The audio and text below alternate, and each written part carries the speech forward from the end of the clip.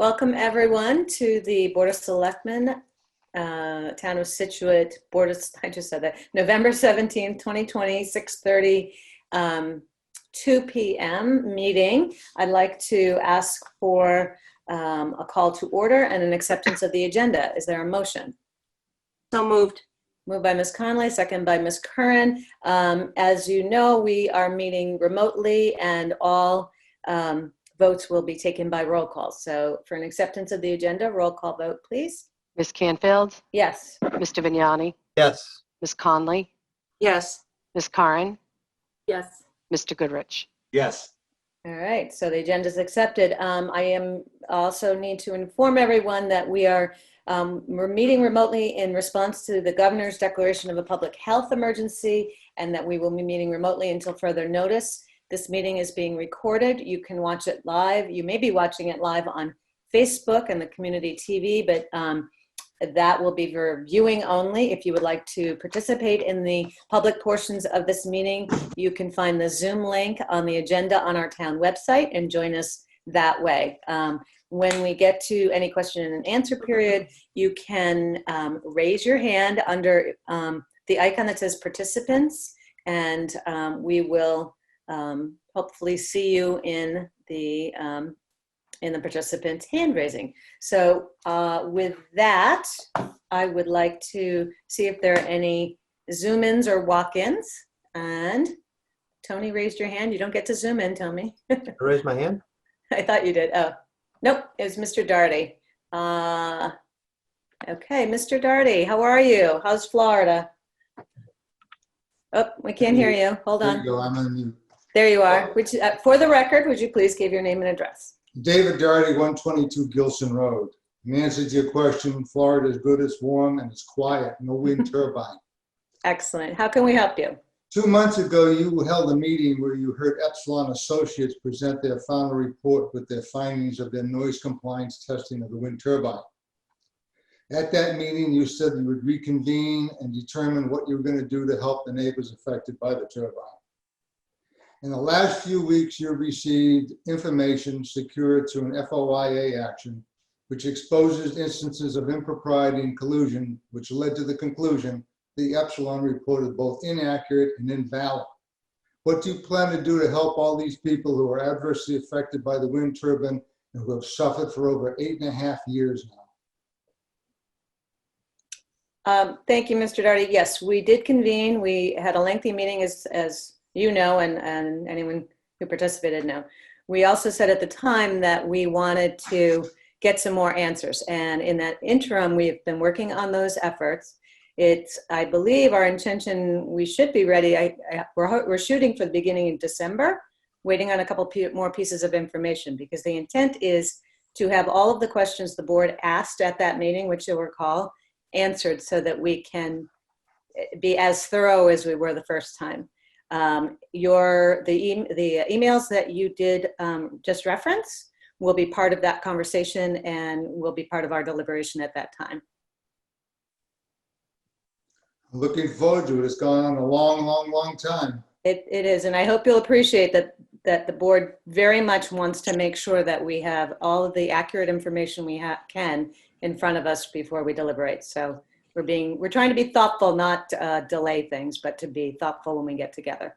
Not to get into an open discourse, because I know you have other things to do, but I'm fortunate in the fact that I'm retired and I have a hiatus for the winter where I'm away from this thing. But many of my other neighbors, they're still being pounded by it during the fall months, and they'll be into the winter. And God help them, and more importantly, you help them, not God. You're God in this case. Well, I would not elevate us to that level, but we appreciate your confidence that we will approach it in the most honorable way. How about that? Well, the only way he can stop it is by fire and lightning. You have other means. Thank you, Mr. Darty. No, we will not. We're not delaying for any other purpose than to make sure that we have the answers to the questions, and I got Tony to smile out of that. I haven't seen him smile in a while. Oh, come on, Dave.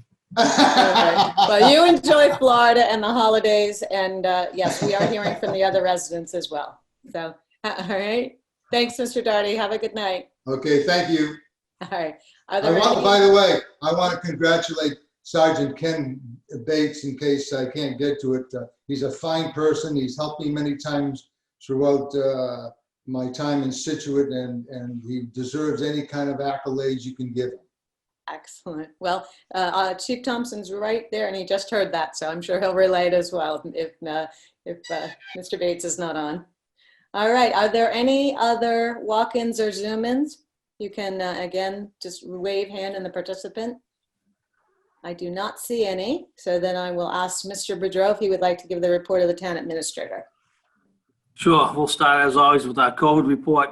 Yesterday, from Monday to Monday, we had 22 new cases of COVID reported in Scituate. We had 3 additional cases yesterday and 3 additional cases today. So in 8 days, we've had 28 new cases. We are still in the green from last week. That number will be updated this Thursday. Those cases are all over town. We're seeing community spread, and we are also seeing an increasing number in school-age children who are getting exposed to the virus. So it is very serious right now in Scituate. The numbers are going up substantially.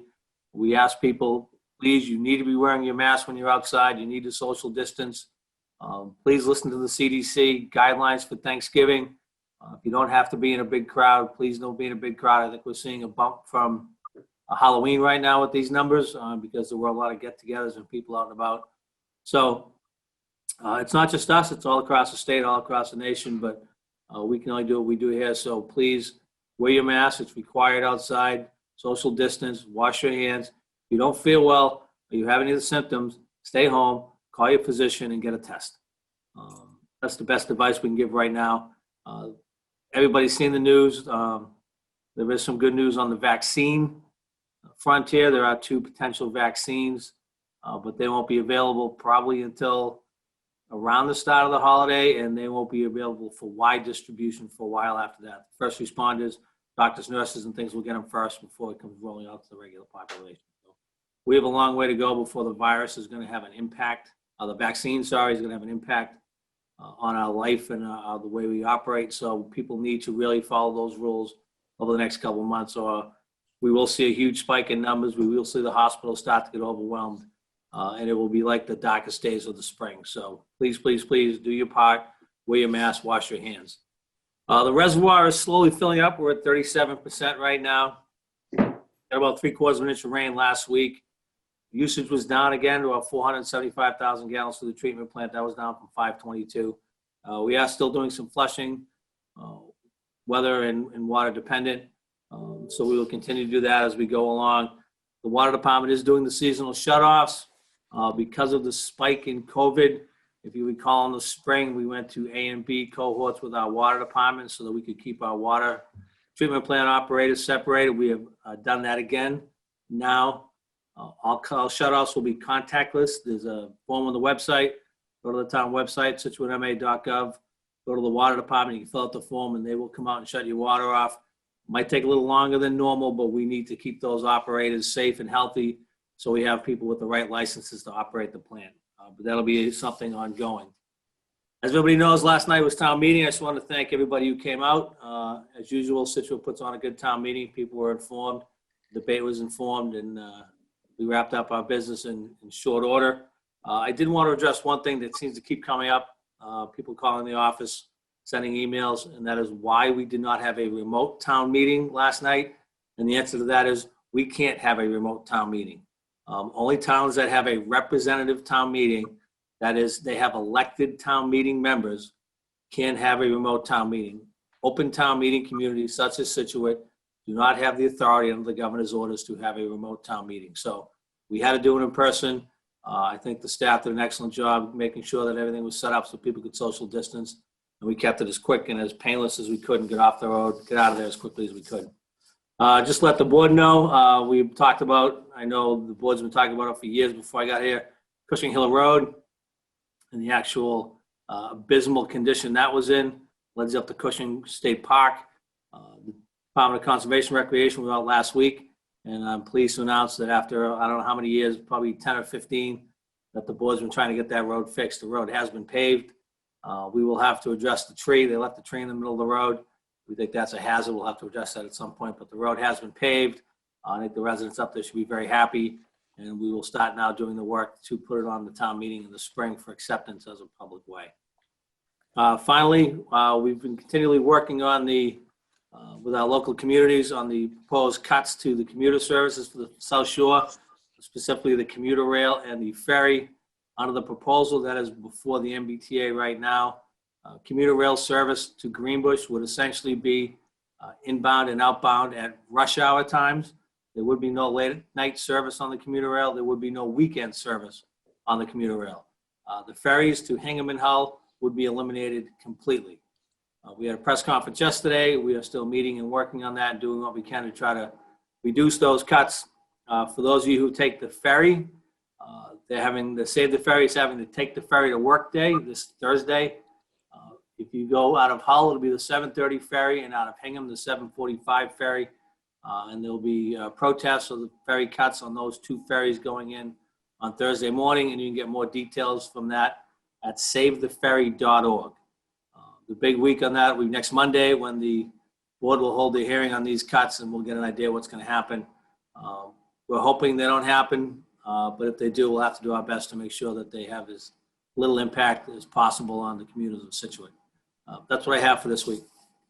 Great, thanks, Jim. And just another note on that, there was a meeting with the commissioner of the MBTA Fiscal Oversight Board today that was convened by the South Shore Chamber of Commerce, and there were representatives from every community I attended, and he heard our concerns. He heard the arguments for why this may be short-sighted, and we also gave him the update that Congressman Lynch was speaking very optimistically about going to bat for some federal funds to help defray those costs and reduce the cuts. But yeah, you can join the fight on as Jim said, savetheferry.org. Great. Does anyone have a question for our town administrator? Nope. All right, we spent quality time together yesterday, so we will move on to what I think is one of the best parts of Board of Selectmen meetings, and that is to recognize some of our town employees on their service anniversary awards. And tonight we have both the Scituate Fire Department and the Scituate Police Department, and Chief Thompson and Chief Murphy are joining us, and I'll start with you, Chief Thompson, just because that's the order that it's on our list. If you would like to tell us about the employees and recognize their work, that would be great. Great, thank you. So we have two employees tonight, Sergeant Bates, who has 25 years of service, and Officer Talbot, who has 35 years of service. I spoke with both of them earlier today. Unfortunately, neither of them could be on tonight. Sergeant Bates had a family commitment, and Officer Talbot is actually preparing for his midnight shift. So I'll let you kind of think about that. So Sergeant Bates started with the department in October of 1995. He has a graduate degree, bachelor's degree from Northeastern, and is a graduate of the Plymouth Police Academy. He was promoted to sergeant in 2003, and he served a number of roles within the department, including department prosecutor. He's a firearms instructor. A lot of people in the community probably get to know him from coming in to do their firearms licensing, and he's currently assigned as the relief shift sergeant. Officer Talbot has 35 years of service. I think the majority of which he has actually done on the midnight shift, which is in itself an amazing feat. He was appointed to the department in 1995. He's a graduate also of the Plymouth Police Academy. He has a bachelor's degree from Westfield State College. And in addition to his patrol work, he's also served as a detective. He's currently one of our fitness coordinators.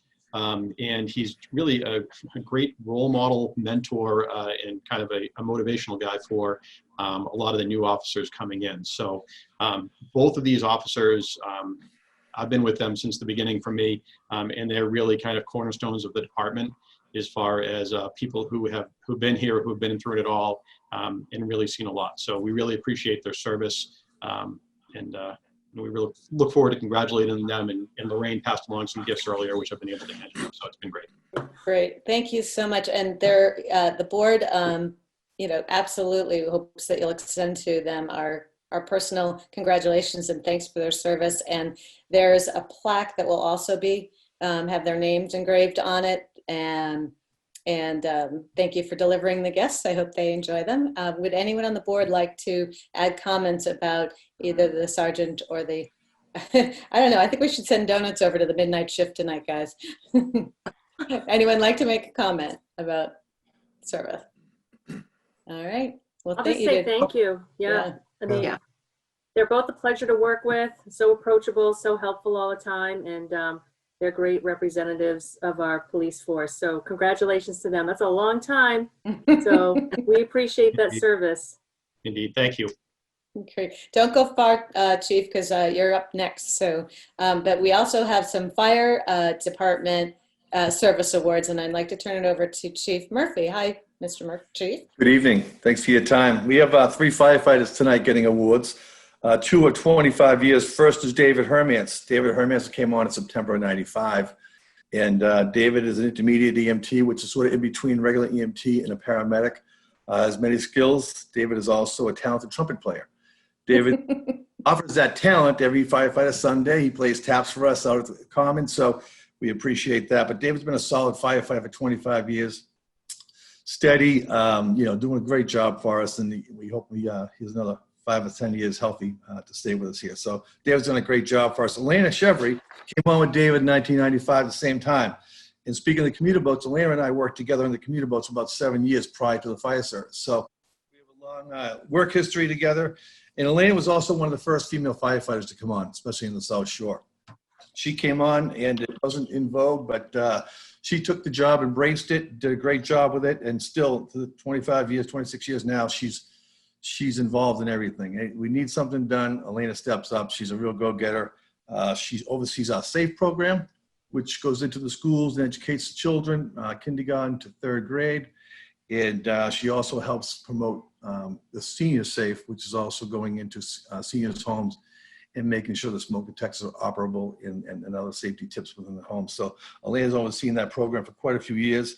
She also is involved in our CERT program, Citizens Emergency Response Team.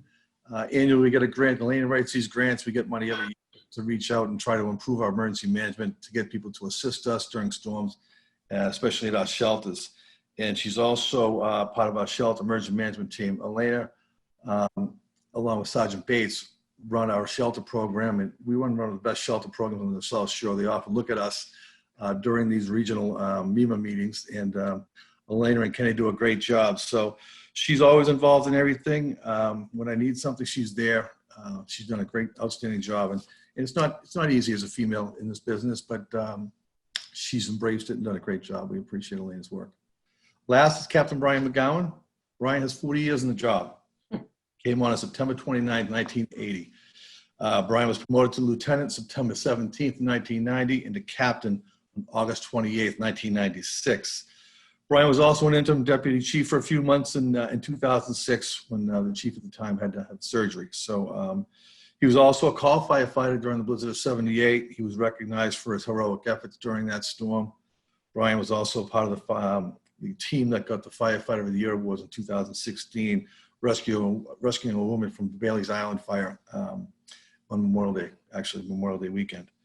He's also a great leader, outstanding emergency response captain. Brian sets the bar, I think, high for all of our command staff to follow. He's got 40 years of experience. He does a great job, gets out there. I mean, we know every time he goes out the door, everybody's going to be safe and do a great job, whatever the task may be.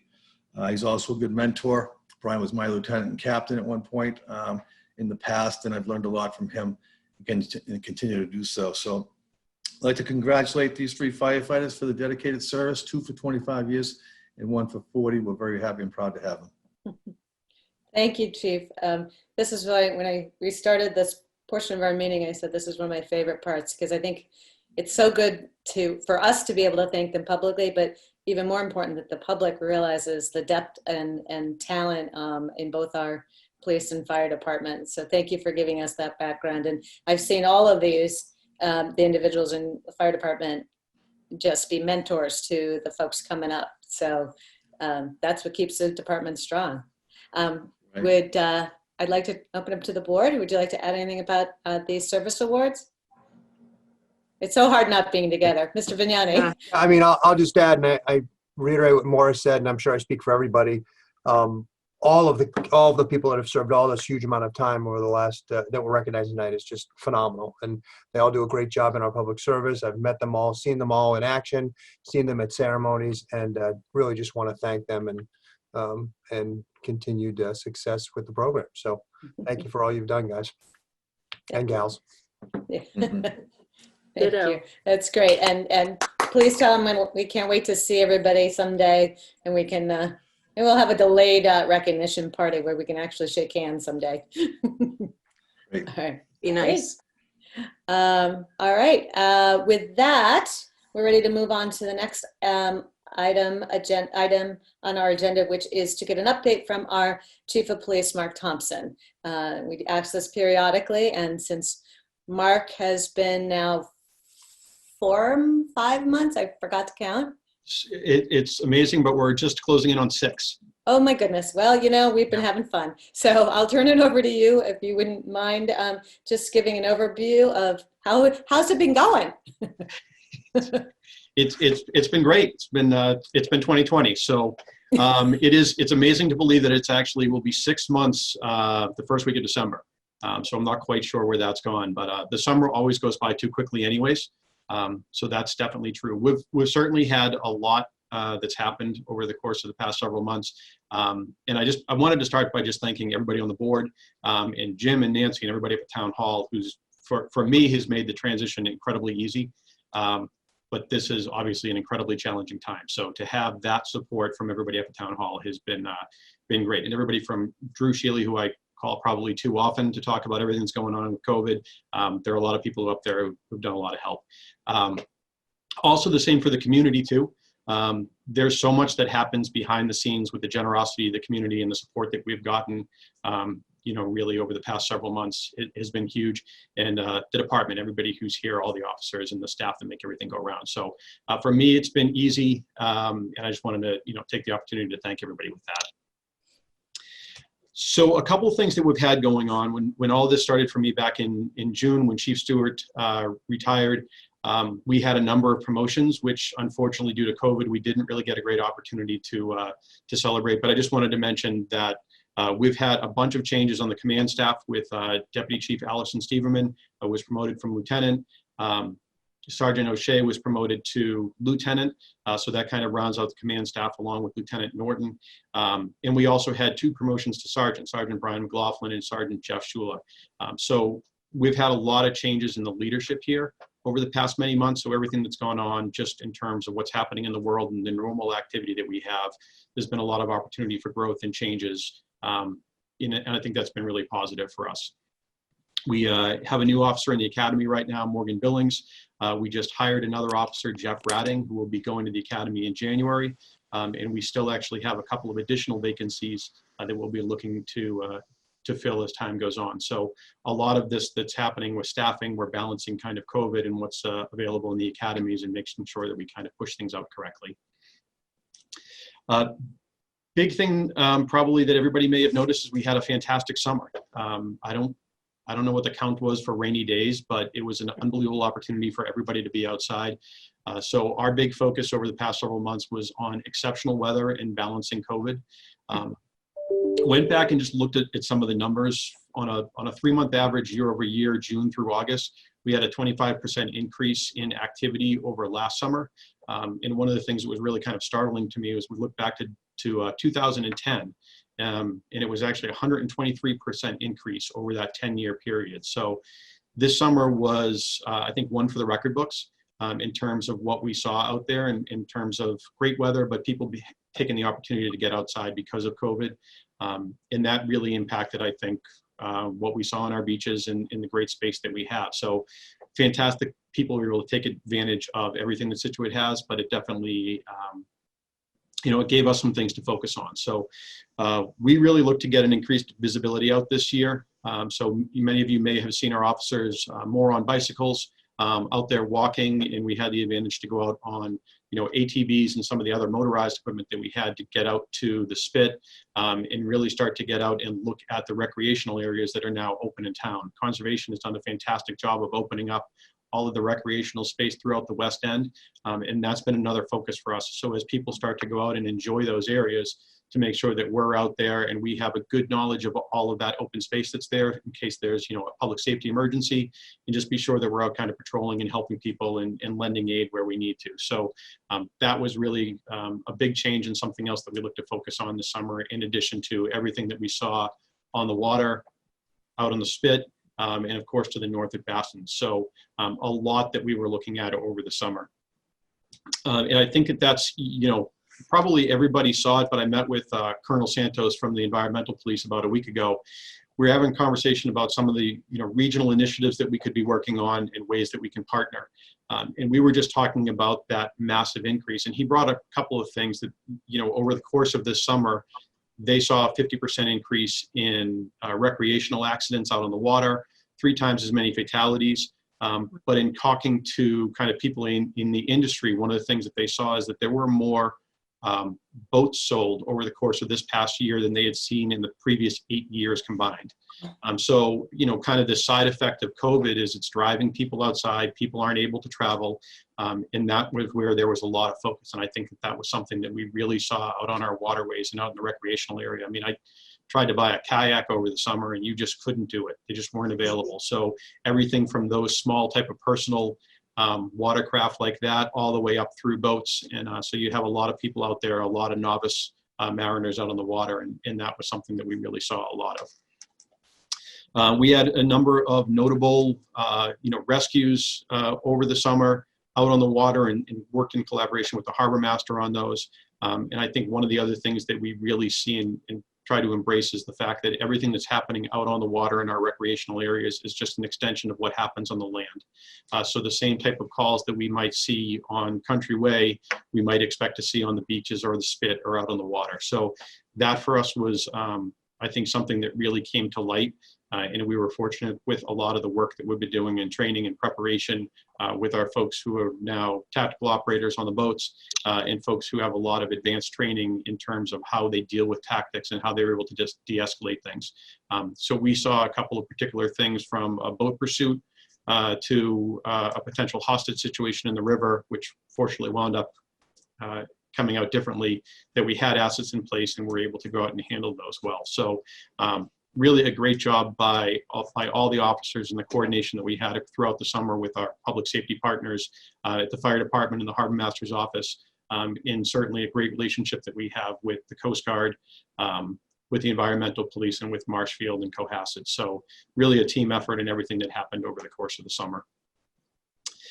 And then I don't want to spoil too much stuff because I know I'll be back in a couple of weeks with the budget and everything, but we're certainly looking at a lot of what's ahead for the coming year. We know that COVID and the challenges that will go on with that, we'll certainly still be looking to deal with those things. There's been a lot of sacrifices and I think a lot of adjustment that our officers have made and the community has made over the course of the past 9 months or so, and we look forward to kind of working through those. And the same is true with everything that will happen just in the country in general. There's certainly been challenges over the course of the past year with everything that's happened on kind of the social justice front, from anti-police sentiment to reform. And we want to make sure that we're having the conversation with the community, we're remaining transparent, and we're supporting our officers through that. And I think the community has been great in that regard, because there's definitely been a lot of challenges that we've seen. So we'll look to do those over the course of the next year. And as I say, we'll be sharing a lot more as we get into the budget, but it's been a good 6 months so far. Thank you, Chief, for that overview. And I can't believe it's been 6 months, but I have a couple of questions, but I'll open up to the board first if they'd like to address the chief. Anyone have any questions or comments? I'll make. Ms. Connolly and then Ms. Grant. I'll just make a comment. I want to thank the chief for the way your department has responded to the social justice unrest, and while preserving people's right to speak and to protest, at the same time keeping them safe. You're to be commended. I know it hasn't been easy for our public safety, in particular the police, but thank you very much, and a very monumental 6 months, but thank you. Thank you, I appreciate it. Ms. Curran. Yes, Chief, great job. And I do have a question for you. Now that you've been in the role for 6 months, I'm sure you came in with some goals that you wanted to set as a new chief. What would you say, just, if you could share maybe one of your top priorities as a new chief and any changes or improvements that you want to see under your leadership? So we were fortunate that we were already in a very good, heading in a good direction anyways. I think two of the things that are really at the top for us are continuing to push on our accreditation process, which is really our policies and procedures. It's something that we've been working on, but it's critically important for us going forward to make sure that we really work on those. And the other piece is our continued focus on mental health. And that's a really big umbrella. But under that umbrella it's both internal and external. So we're doing a lot of work with our crisis intervention training, our mental health first aid, the way that we're interacting with the community and the services that we offer, because what we're offering for services, and there were a couple of calls really recently where that came to light, where you go into these incredibly volatile situations, and when you have officers that are trained appropriately and they understand de-escalation techniques, but at the same time, their ability to scale up depending on the volatility of the situation, that's critically important. So we really want to focus on that, but internally working on our officer mental health, the officer mental health well-being for the people who are here, because all the stresses that folks are seeing in the community just on their day-to-day and balancing their work life, they're seeing those things. And also officers are obviously dealing with a lot of people on some really terrible days. So those are two things that are right at the forefront for us as we look at our FY21 goals. So I guess a little foreshadowing of what's to come, but those are two big ones for me. Great, thanks. It's good to know so we can support you with your requests as you come forward in your budgeting Thank you. session. But thanks for all you do. You've done, I couldn't be happier for you and for the department. I appreciate it. Thank you. Anyone else on the board like to make a comment or have a question? I guess I could, yeah, I can just add, to Karen Conley's comment, that I've seen really spectacular work by our police force during these kind of chaotic times that we're going through. And I like the fact that you're coming before us and kind of talking about things on a regular basis. I'm looking forward to hear those, as we move forward. And Mark, you just made the transition so smooth. You personally have done a great job, and all your staff and Allison have as well. So thank you guys. Thank you. I appreciate that. And I really have to commend Chief Stewart too. I mean, he did a great job over the course of time on making sure that the department was going in a great direction and the right people were in the right place. And that's really made things incredibly easy. So the team, as far as how Chief Stewart set things up, but the supporting, like I said, right from the beginning, the officers that are here and, folks from the board all the way through, it really helps when you have all the right people rowing in the same direction. Absolutely. Mr. Goodrich. Chief, I just want to thank you for the focus on mental health. You and I spoke about that, how that's so important before. I just think the community really needs to understand how that not only helps our officers tremendously. I mean, it's a stressful job as it is, never mind everything else that's happening. But as you said, with the de-escalation techniques and other things that can help, there's a benefit to the community. So happy that will be part of your goals, and happy to help support that moving forward. So thank you for your thoughts on that. Great.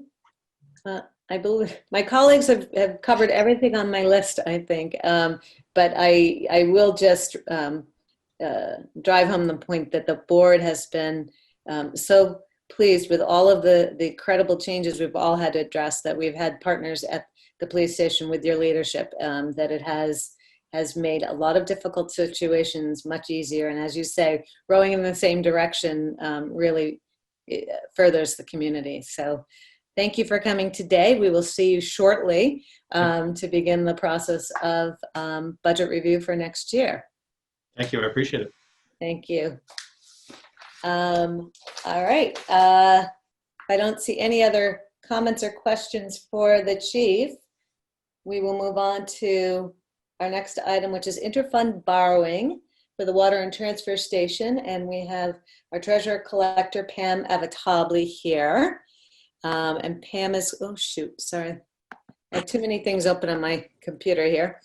You want to walk us through the request? It's for well 18B and the yard jockey, which we voted for last night. Yes. So, as you said, at the June 27th annual town meeting, Article E3 EE was authorized to borrow $350,000 for the permanent residual disposals for well 18B treatment. Sean Anderson, our water superintendent, has requested $59,200 for the engineering services for this project. They have been, the engineer is now Ty and Bond. So the $59,200 is being requested, and also for the yard jockey for the transfer station that you again voted on last night for $120,000. We'd like to purchase that as soon as possible for the transfer station. That's a much needed vehicle to replace a 1980. So I am requesting those two be authorized to borrow short term against stabilization, and at the end of the fiscal year, we will permanent borrow both of those, either into a ban, probably into a ban. Okay. Did everyone hear the end of Ms. Avatabli's statement? Pam, if you want, you can move your mic a little bit more towards your mouth. It's just, you feel it right over there. There you go. There we go. Now you can be there. Hi. Can you hear me better? So, Yeah, that's better. Yeah. So this is for short-term borrowing that will be bonded at the end of the year. yeah, either a band or a bond, probably a band, and hopefully, well, we'll do it that way, so there'll be no interest or principal payments for FY21. Okay. Does the board have any questions about this request? Or you want to talk about yard jockeys, Ann? No? Okay.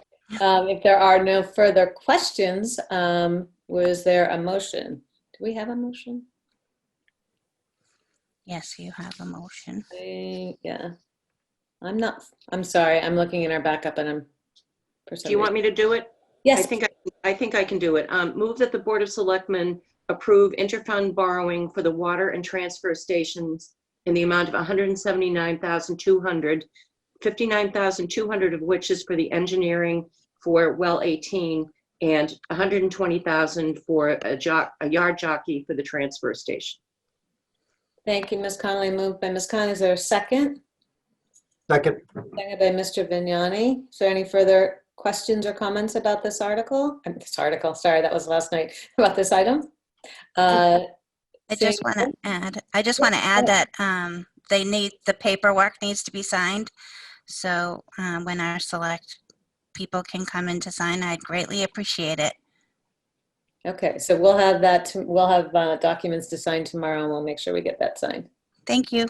All righty. Thank you. This motion requires a roll call vote. Ms. Canfield, Yes. Mr. Vignani, Yes. Ms. Conley, Yes. Ms. Curran, Yes. Mr. Goodrich. Yes. Okay, the motion passes 5-0. Thank you for your presentation and your time. Thank you.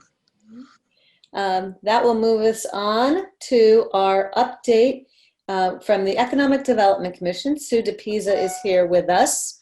Sue, hello. Hello, how are you? Turn the floor over to you. I know you want to talk to us about Scituate Loves Local, near and dear to me, and the WPA building. Well, okay, so generally speaking, can you hear me? Yep, there you are. Okay. Hi, thanks for having me on my annual visit. I'll start with the general overview of what we've been doing at EDC. Clearly the pandemic slowed us down like it did for everybody. But in April, as you know, we saw that it was very clear that we needed to pivot, that the businesses were being greatly affected by the shutdowns. So We began Scituate Loves Local with the help of many, including this board and the town and members of EDC, the Chamber of Commerce. And our mission has always been to, and continues to be, to help businesses survive and thrive during this time. So we feel like we're accomplishing that. It's a big task. These are small businesses that are just trying to run their businesses every day, and we're trying to help them. So we never expected we'd still be at it, but we find ourselves looking into the winter and trying to help people navigate. So the Scituate Loves Local initiative has now transitioned to a committee at the Scituate Chamber of Commerce. And now I sit on their board as a liaison from EDC to the Chamber, which is great. I'm really happy about that because now working with the Chamber directly, it gives us the opportunity to collaborate on other small business concerns. So this is good news. We've been kind of working towards this with Mark D'Onofrio for a couple of years. So this made it happen. We're in the midst of updating both the Chamber website and the Scituate website. This is for Scituate Loves Local, which has been good. We want to be able to promote the same message on both sites as we prepare for the winter months, so for businesses and residents, so they know what's going on. We now have a promotion called Takeout Tuesdays, where we promote local restaurants that want to participate, offering specials during the week that we feature on social media. I have to give a plug to Stacy Stitches, who has been phenomenal. She is not only running her own business, she's also doing some homeschooling and doing social media for not just us, but for her own business. So she's done a great job, and we really appreciate that. We're happy with the progress of the program. Overall, it's been eye-opening in a good way, mostly good way. So, and we're also humbly flattered that when we heard that the sister city of Skibbereen liked our efforts so much that they created a similar effort called Skibbereen Likes Local, Loves Local, so which is great. So beginning this fall, EDC invited merchants from each of the business districts to serve as liaisons to EDC. So this is working out well because it gives us a firsthand look at what's happening in each district, and we can kind of hear it firsthand. If there's anything at all that people want to talk about, we want to hear it. So that's just ongoing the last couple of meetings. North Scituate Village is still our top priority at EDC. We're forging ahead with the rezoning bylaw proposal, working with Karen Joseph and Ann Burbine on that, and it'll be presented at the spring town meeting. We're hopeful that sewer will be coming to North Scituate. I'm sure it will be. At least we'll hopefully have a plan within the next year or so. So finally, EDC formed a new committee, which I know you know about, at EDC to establish a new visitor center. Tonight, I'm presenting a preliminary plan to the town to have the center located at the WPA building in North Scituate. We really feel strongly that this is an ideal location with its proximity to the train, to 3A, a large parking lot, the playground, an abundance of charm, and eventually an emerging revitalization in North Scituate. So we're excited about it. The building itself is ideal for our needs. It's in great shape, much to our surprise, and mostly thanks to a renovation that was done by another visitor center effort led by Susan Phippen. So we're happy about that. It promises to be sort of the gateway to the town. That's how we see it. We'll feature all of the beautiful, natural, beautiful things around the town, and also,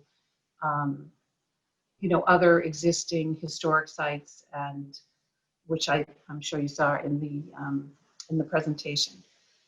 So for us, it had became clear through working with Scituate Loves Local and talking to businesses and working with other committees that we are prime for a visitor center, and we think that now is the perfect time for planning it.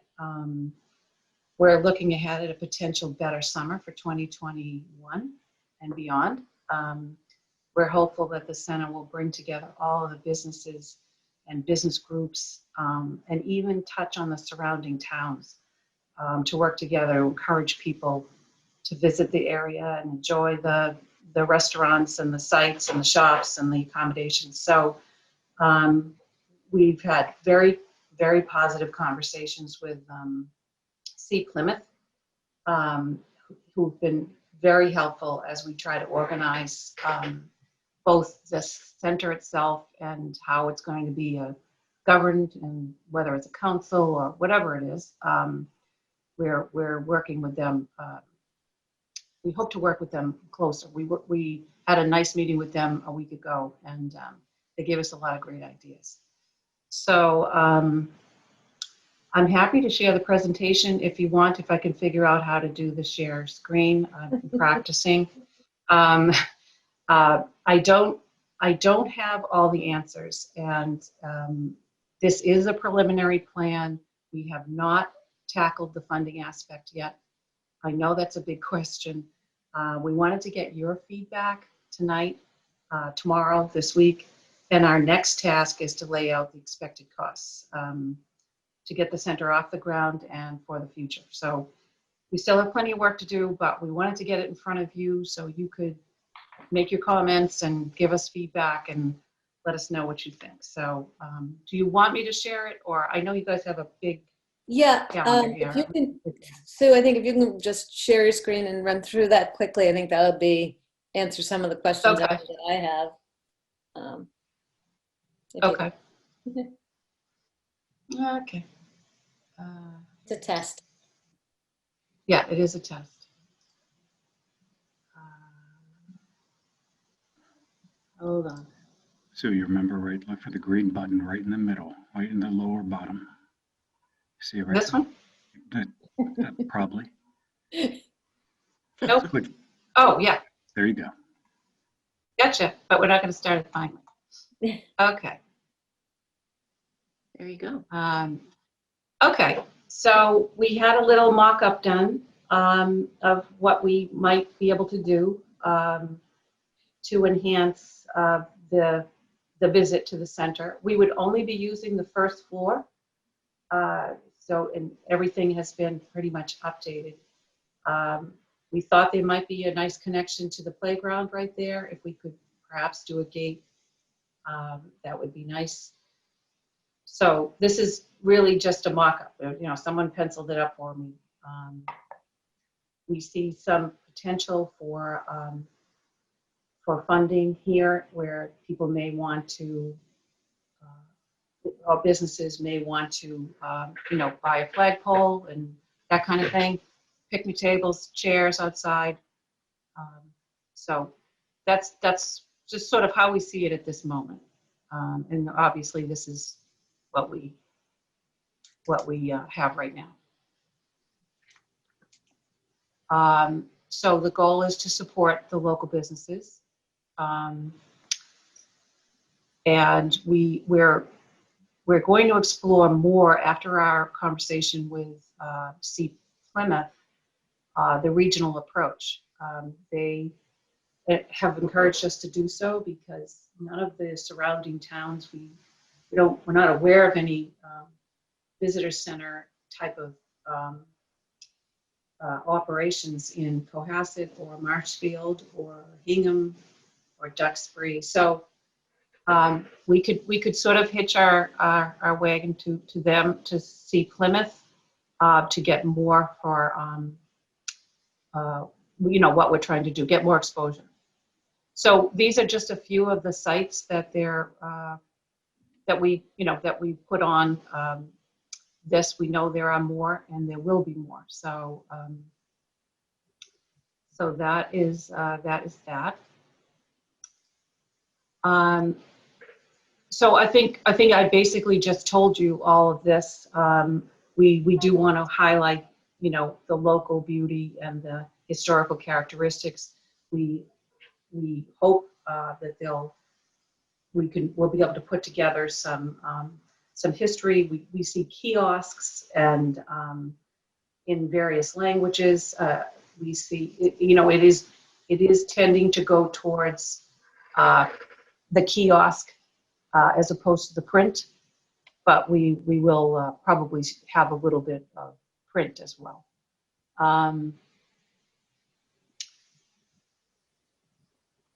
So as I said, we looked at the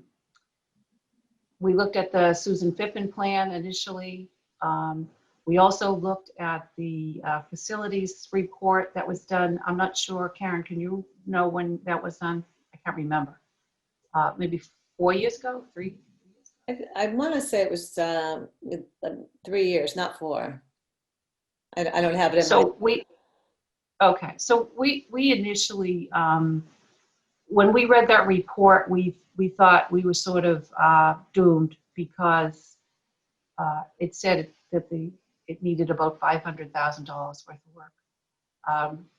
But we were set straight pretty quickly, and we went over there and realized it does not need that kind of work. In fact, it's for our purposes. We would need to furnish it and outfit it for a visitor center, but it's in good shape. So we would love to engage as many committees and residents and businesses as possible so that everyone could be engaged in it. Funding, we would love some suggestions from the town about how we might be able to fund that. We have talked about, we've been on the calls, the tours of Mike Keneally. What is Mike Keneally? With the state. Secretary. Anyway. Yeah. Yeah. So there's been some of those calls that I've been engaged in as well. So that's our next step, is to try to figure out how we're going to fund all. First of all, to gather the expenses that we expect, and then figure out how we're going to do it. We want to enhance what we already have, which is the Scituate.com.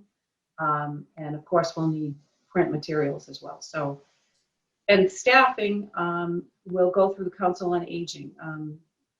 We've spoken with Linda, and she says she has plenty of people lined up who would be interested in doing this as either work in place or a partial tax payment, which is great. I think this is something that the prior group did not have.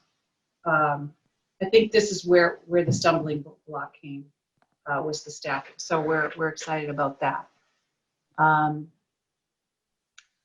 So again, we're gonna talk about funding next. Then after that, simultaneously we are trying to work on what that council is. It's certainly part of the town. We just haven't figured out how it's set up. What is it, like a trustees type of thing? We're not sure. We need some guidance on that. And our goal is to open Memorial Day 2021. So we're working feverishly to make sure that happens. And we know that tourism does pay off. I'm not sure we're going to be able to build a $40 million town hall, but we'll certainly add to. We'll certainly add to it. Again, the governance, we're not sure exactly how that's going to be set up. We have some sort of draft plans on that. And the staffing would be the seniors. As it stands now, we would probably need some kind of a manager to make sure things are running well day to day. May through October is how we see it. And we're just saying Thursday through Sunday. We're not sure yet on how that's going to go. The building itself, we would have to comply with the ADA. We met with Bob over there, Bob Vogel, who gave us some suggestions, and we're going to try to price some of that out. So we think we're okay there. We obviously would need furnishing and design. We're working on that. So the bottom one is the extra decking. We're just trying to figure out how to go over that stone so it's safe and also create accessibility. So that's in the works. And then this one just shows, I don't know why, here we go. This is the building inside right now. The fireplace is working. It's perfectly fine. The HVAC is fine. The heat is fine. There is already the opening for the restroom is fine. The width is fine. We just have to make an accommodation of the door. The kitchen is perfectly fine. So we were very pleasantly surprised. And then, we know that life will return and we will be ready. So that's my story, and I'm sticking to it. So. All right. I don't know if you have questions or. Yeah, I don't. Is my audio working? I'm having a little. Okay, Yes. Sorry. My computer screen just went like wacko here. Sue, thank you so much. I've completely lost where you guys are. Hold on. Well, I'm going to talk and assume you can see me. I can't see any of you right now. We can. Oh. All right. Yeah, I don't know. Oh, there you are. I found you guys. See and hear you. Okay. Oh, I'll be good then. All right, I found you guys. Thank you, Sue. I know, this is such a big effort. I think it'd be really helpful if you could send that slide deck to the board so that we can kind of digest a lot of this. And I think we have it. Yeah, we just got it. Oh, was it separate from the backup? Yes, Yes, it's sent out this afternoon. Thank you, Lorraine. Yeah, I was sorry. in meetings all afternoon. I was late sending it. Oh, okay. Well, I won't talk about that then. Okay. I'd like to, before we go into the, just a couple of questions about the tour center, I want to go back to just sort of Scituate Loves Local and just see if there's anything that the town can do to support. I see Mark D'Onofrio has joined us and maybe he'll want to add, but it's going to be a tough holiday season. So I wondered what kind of plans there are that the business associations are thinking of, and is there, we were able to close Front Street in the summer. Is there something the town can do that can help you guys, support the businesses? Mark, you want to? Mark D'Onofrio is the president of the Scituate Chamber of Commerce. Uh-oh, now I lost you. Bob Vogel, we don't want your screen yet. Thank you, Karen, for recognizing me having attended. I'm sorry I was a little tardy to Sue's presentation, but obviously very supportive of the tourism aspect here. It's something that I think the town desperately needs to consider as an adjunct to business development and bringing people into town, hopefully when and if the world returns to normal. But looking more immediately to what the town can do, I'll give a ton of credit to Sue and to Stacy Carey, who have kind of been championing the Scituate Loves Local initiative for the chamber after the transition occurred. They've been working tirelessly to try to coordinate efforts and try to get the businesses in town to let us know what they've got going on and how we can support them through the holiday season. I'll actually call on Stacy or Sue to fill you in a little more some of the specifics, as I don't want to steal their thunder. But if you guys could come up with a vaccine tomorrow, that would be the best thing you can do for us. Maybe a tall order, but all joking aside, I think it's obviously very difficult. Candidly, I don't know what exactly the town could do other than build maybe a bubble to keep it warm. So restaurants continue to serve people outside. It's going to be awfully difficult, I think, as we get into the winter months. And I'm not telling anybody they don't know, but and certainly the numbers aren't on our side as far as what's going on around us with the continued uptick in cases and so forth. So it is truly concerning. It's truly challenging. I think the Takeout Tuesdays, which I'm sure you've heard of by now, and that initiative and a few others. Again, I'll ask, if you don't mind, I can have Stacy, I think she's on the call. She can chime in real quick, talk about a couple other specific things. But, we're going to try to continue to promote everything. And obviously anything else you guys can do. I don't know if there's anything the Board of Health can put out there to allay people's concerns. Again, I don't think that's absolutely possible at this point, just because of what's, the news in general. But, I'm kind of impressed the way that some of the restaurants have and others have approached the situation. A lot of the PPE that I see in the stores and the restaurants that's up are doing their best to allay people's concerns about going in and dining indoors. But again, only the numbers will tell us how things are going to progress. But Stacy, do you want to give a couple of seconds about some of the exact Plan. the precise things that we've got going on? Oh, we're going to unmute you. Sorry. Hi, Stacy. Hi. Yeah, if you could give us a quick overview, that'd be great, because we actually have a really packed tonight. So Sure. Yeah. Just quickly, about last month, we started a new initiative, like they mentioned, Takeout Tuesday. So every Tuesday, the restaurants will email me and give me a dish that they want to focus on. Today was that day, obviously, and there were good ones like Nona's is giving $5 from every pumpkin ice cream pie to Scituate Community Christmas. CP's gave away free frozen pizza with $40 worth of orders. They're thinking of clever ways to promote themselves, and we're just lending a hand in that promotion. Scituate Lives Local social media has really taken off over the last 3 months, and people are reaching out and saying, how can I get promoted, which is great. And they just have to email me at stacystitchessgaines@gmail.com. And then they can tell me, all the things that are going on with their business. I just sent out a new email today asking about Black Friday and Small Business Saturday, so that hopefully we can list those on social media and also on csituate.com and on the chamber website. Also, I heard from the Scituate Harbor Business Association or Merchants Association, and they have included the whole town to do a townwide initiative. Sorry, I can hear my daughter singing and coming down the stairs.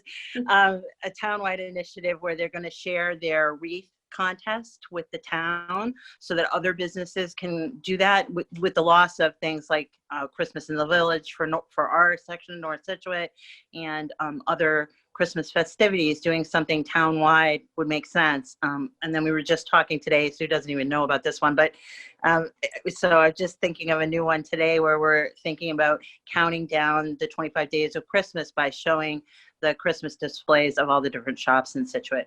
So we're trying to think of ways to get people excited, and then we've been giving away gift certificates too if they tag us saying Shop Scituate or Scituate Loves Local, to get people advertising for us.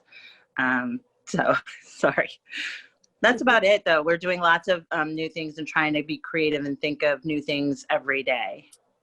that's great. Well, we're going to move on quickly to the tourism, because we have to get on with the agenda today. But I just want to commend this partnership between the business community and EDC. I think to be able to support one another during all of this is extraordinary effort. So thank you to all three of you and all of your teams for working on that. Before we go on to just a quick talk about the tourism's proposal, does anyone want to talk about just sort of the promotional stuff and the business side of things? Okay. Did I cut anyone off? Okay. Well, I will say one quick thing. As always, we seem to focus on the restaurants, which are very important as well, but there's many small businesses, gas stations and retail stores and liquor stores and all these other things. So as we do around the holiday season, I just, encourage everybody to stay in Scituate and spend your money locally and help them on all fronts. So, reiterate that, and the restaurants are great also. So I love the takeout programs, and we're participating ourselves. So the food's great. Great. Okay, we're going to take a closer look at the proposal for the tourism center. Obviously, it's a broad brush.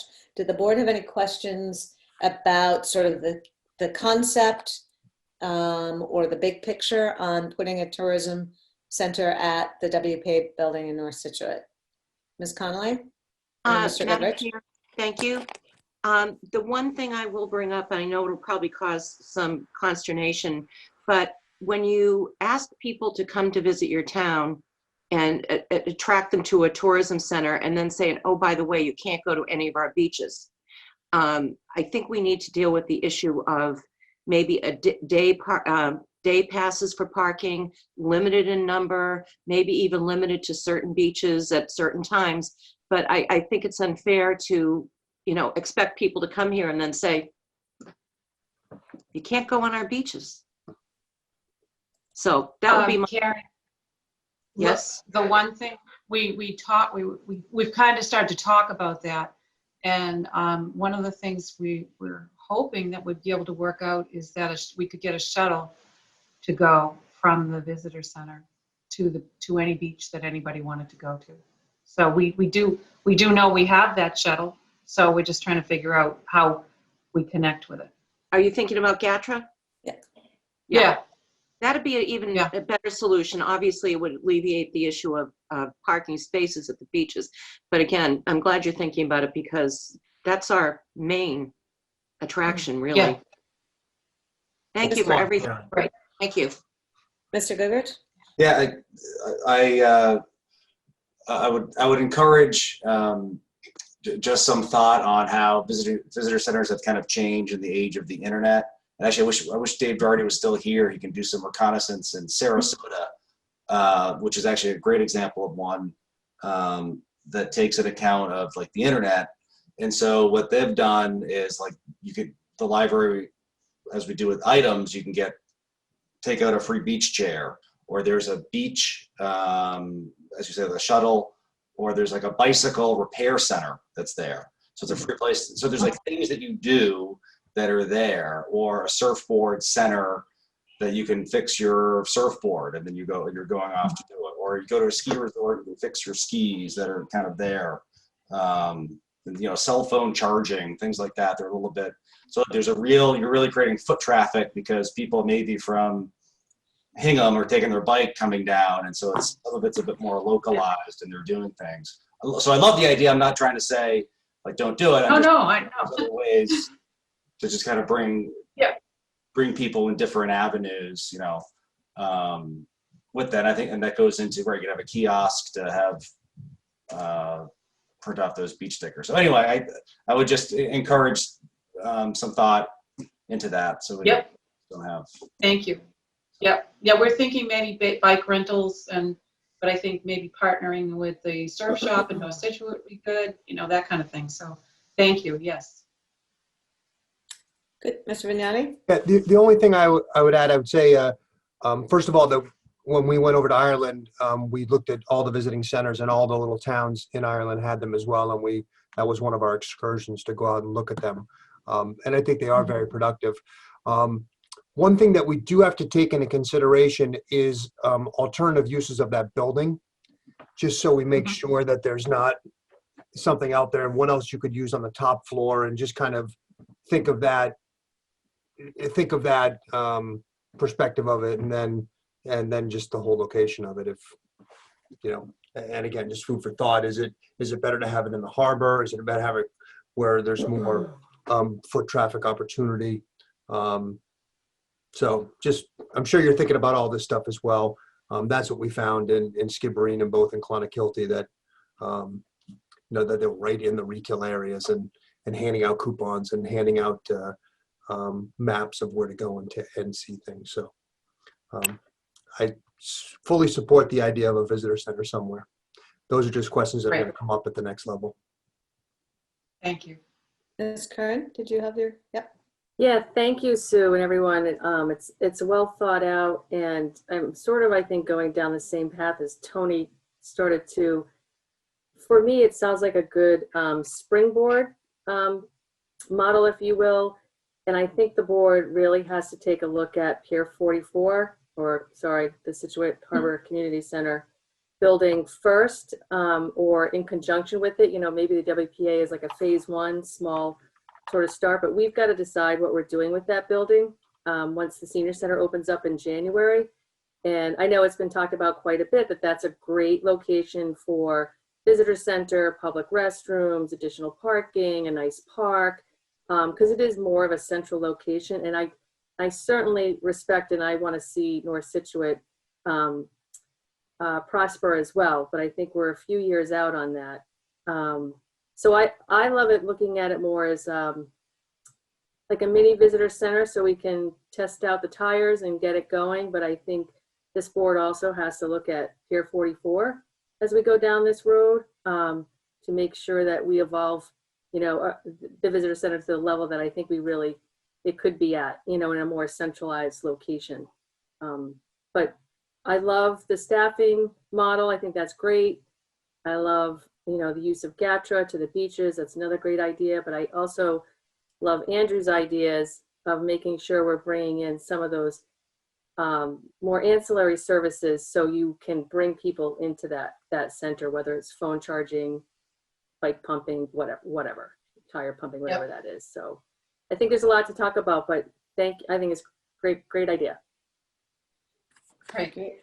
Yeah, thank you so much. I mean, yeah, as everyone knows, I mean, Sue Phippen was thinking about this 15 years ago. It takes dedication and tenacity to actually make it come together. So I think that we have the right people in place to keep digging in on it. We'll do everything we can and to just flesh this all out, and you know where to find us, obviously. But you know, the fact that that you're thinking, and I know that, you know, the sister cities have been partnering as well, because there's a lot of cross-fertilization on their efforts. So yeah, thank you so much. We will, I will open the email now that I know that it's there and go through the details, and I'm sure I'll follow up with you myself, but and the board as well. Any other questions for Sue? No, all right. Thank you so much. Then we're gonna forge on with our agenda for tonight. Try to get through it. Thanks, everyone. Evening. Thank you so much, Sue and Mark and Stacy. Let's see. So our next item on our agenda is to discuss vote a waiver of common vic inspection fees. And Bob Vogel, I unshared your screen if you wanted to do that. Is Bob here? He's there. Bob Vogel. Come on down. There you are. You're a co-host now. You're muted and we can't see you. Oh, okay, now we can hear you. Okay. Bob? Hi. Hello. Would you like to share with the board the idea behind this, There we go. this proposal? Here he is. Yes, it's really a small gesture, if you will, of support and showing the concern we have for the health of our small business community. This office inspects all of the common vic license holders on a yearly basis, typically this time of year before Thanksgiving. Those that have a public capacity of over 50 restaurants, things like that, are charged typically a $40 inspection fee. It only really affects 10 to 12 establishments in the town, but we would like permission from the board to waive that fee during this 2020 inspection cycle, just as again, a small gesture of our concern and support for the small business community that that's affected. So since it's a select board's fee and licensing process, we felt it was appropriate to come before the board and ask for your permission to do that. Great. Thank you, Bob. Yeah, I'll remind everyone that, in an earlier meeting when we reduced the restaurant fees, we asked that the town look to find other ways that, even if it's in a minor way, it at least helps in some fashion. So thank you for bringing this forward. Does the board have any questions about this request for a waiver? I don't see. I think we all understand it. So if that's the case, I will ask if there are any questions from participants. You can go to participants and raise hands about waiving the fees for common vic inspection fees. I don't see any hands, so I would entertain a motion if someone would like to make one. Or move to waive the building department common vicular license inspection fee of $40 for the 2020 cycle due to the COVID-19 pandemic. Moved by Ms. Curran. Is there a second? By Mr. Goodrich. Any other further questions, comments? Seeing none, this vote requires a roll call. Ms. Canfield, Yes. Mr. Vignani, Yes. Ms. Conley, Yes. Ms. Curran, Yes. Mr. Goodrich. Yes. Great. The motion passes 5-0. Thank you, Mr. Vogel, for joining us and for bringing this to our attention. Thank you very Madam Chair? much. Thank you. Yes. Thank you, Yes, Bob. Ms. Curran. Can we just point out that, just so folks know, it's really less than $500 a year that we're talking about, just so the public doesn't think that we just, threw away hundreds of thousands of dollars. Correct. Right. And so I think that's what Mr. Vogel said. It's $40 fee and there's maybe 10 that it would apply to. Is that what you said? 10 to 12 establishments, yes. Okay. Okay, thanks. Sorry. Great. All right. All right. So any other comments about this topic? All right. Well, Mr. Vogel, you're welcome to stay with us, but we're going to go on to the next agenda item, which is to discuss and vote the PMG software contract for permitting system Permit Eyes. And our IT director, Mike Mancello, is in Florida, apparently. I wish. And this particular item was on the agenda for town meeting last night, but I'll let Mike just remind the board what this contract's for. Sure. Thank you for having me. This contract is really to buy a permitting and workflow software that will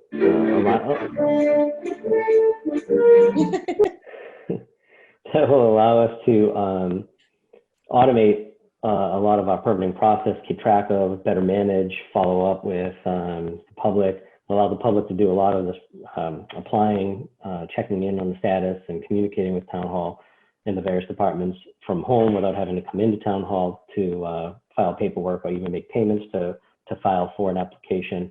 And the contract actually spans multiple departments, including the building department, fire inspection, fire burning.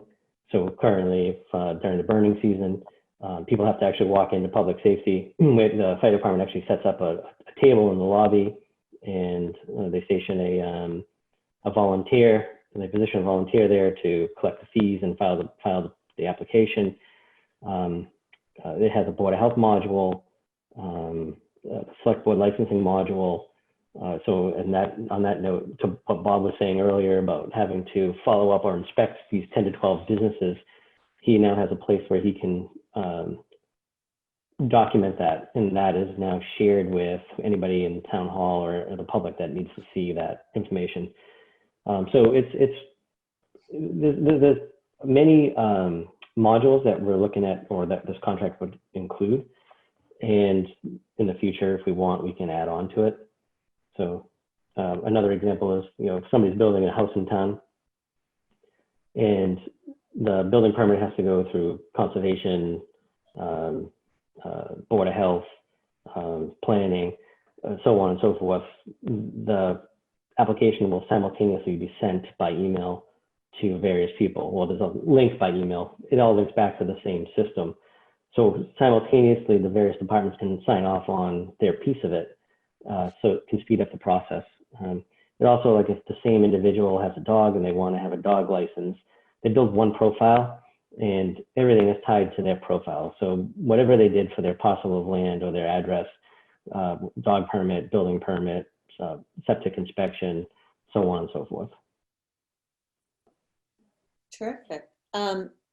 That two questions that come right up to mind for me is software updates going forward, costs. Do we have any sense of, what that looks like? We do. So this is a hosted solution, so it's a subscription. So we pay annually. Initially, the contract was, they included for the annual maintenance fee, they included our annual subscription fee, excuse me. They included minor revisions, minor updates. I was able to negotiate with them for a small fee that I had to promise I wouldn't disclose. That in the contract, there's actually a note of it in the financial page. For a small fee, they'll include all major updates, which is significant. It will save us a significant amount of money over the life of the contract. That's great news. And security, given all the malware and ransomware and all this stuff, it just seems to be popping up. Are you comfortable with the firewalls that, people build a profile that information will be secure? I am, and a lot of that security would rely on the vendor and the vendor's steps that they have to take and have taken to secure that. So in some sense, the onus is on the vendor, but we're not absolved from that completely. But it also takes that security risk away from us because we're no longer responsible for that or directly responsible for that. This vendor is a pretty popular vendor among municipalities. I put together a committee earlier this year, actually the end of last year, or beginning of this year. And we saw a bunch of different vendors, or we spoke to a bunch of different vendors. We brought a couple in for a demonstration, but we also took that, and we also took the time to reach out to other towns and find out what they're using and what their experience was. And this vendor overwhelmingly was highly regarded for their technical support and customer service. We have a similar solution now just for the building department, and they are among the worst technical support organization I've personally encountered. View Permit, as Bob Vogel can attest to, has had some problems in the past, and when we call the manufacturer for support that we pay a lot of money annually for, and we'll tell them, there's this complete system down, and after days will go by and we can't even get in touch with them. They don't call us back and we have to chase them, and it's not good. So they were actually one of the companies that were bidding on the project, but ultimately we decided not to move forward with them. So that's where we're at with this. Great. Does the board have questions for Mike? I think you did a good job then. I will see, I don't see anyone. If I can just jump in real quick, Ken, I just want to say, we talk a lot about the people who've been working and doing so much during the pandemic. I think Mike's one of the guys who deserves some accolades behind the scenes. We went into lockdown. He managed all the work from home, all the VPNs that we had to set up, all the security, all the same time doing the security work that he had to do for the buildings and the regular stuff. We brought in a bunch of laptops, get them set up. So really, he deserves a lot of credit for the fact that when we went into lockdown and people were working from home, that we could keep working. So, and then this was on top of that. So I think the board should just be aware of how hard Mike has worked and what he's done kind of behind the scene that nobody sees until all of a sudden you get a ransomware demand and you can't get into your data. So he's really done a good job for us since this whole thing started. And again, this is just the icing on the cake. This is a lot of work with a lot of different people to bring this together and find something. As he said, Marshfield uses it, Hingham uses it, Cohasset uses it. So it's a pretty popular piece of software, but I didn't want the board to understand how much Mike has done behind the scenes during everything that's been going on. Thank you, Jim. And thank you so much for that. And we didn't note sort of the unsung heroes last night at town meeting, but yeah, you've been definitely the man behind the curtain, making it work for everybody. So thank you for that. Thank you.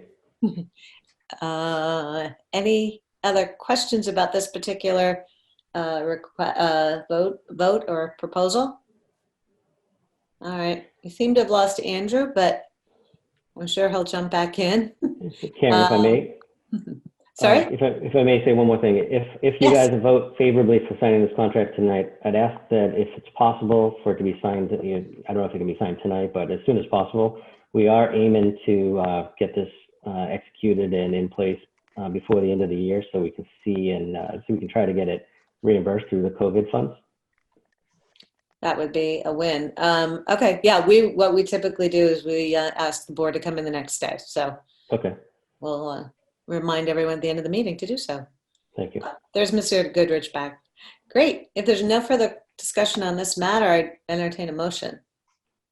If someone, Move to award a contract to PMG Software Professionals for the purchase and implementation of Permit Eyes in an amount not to exceed $141,940. moved by Ms. Conley. Is there a second?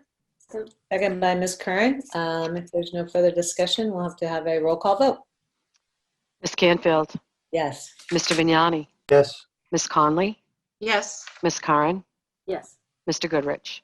Yes. Great. Thank you, Mike, and enjoy the beach there. Thank you very much.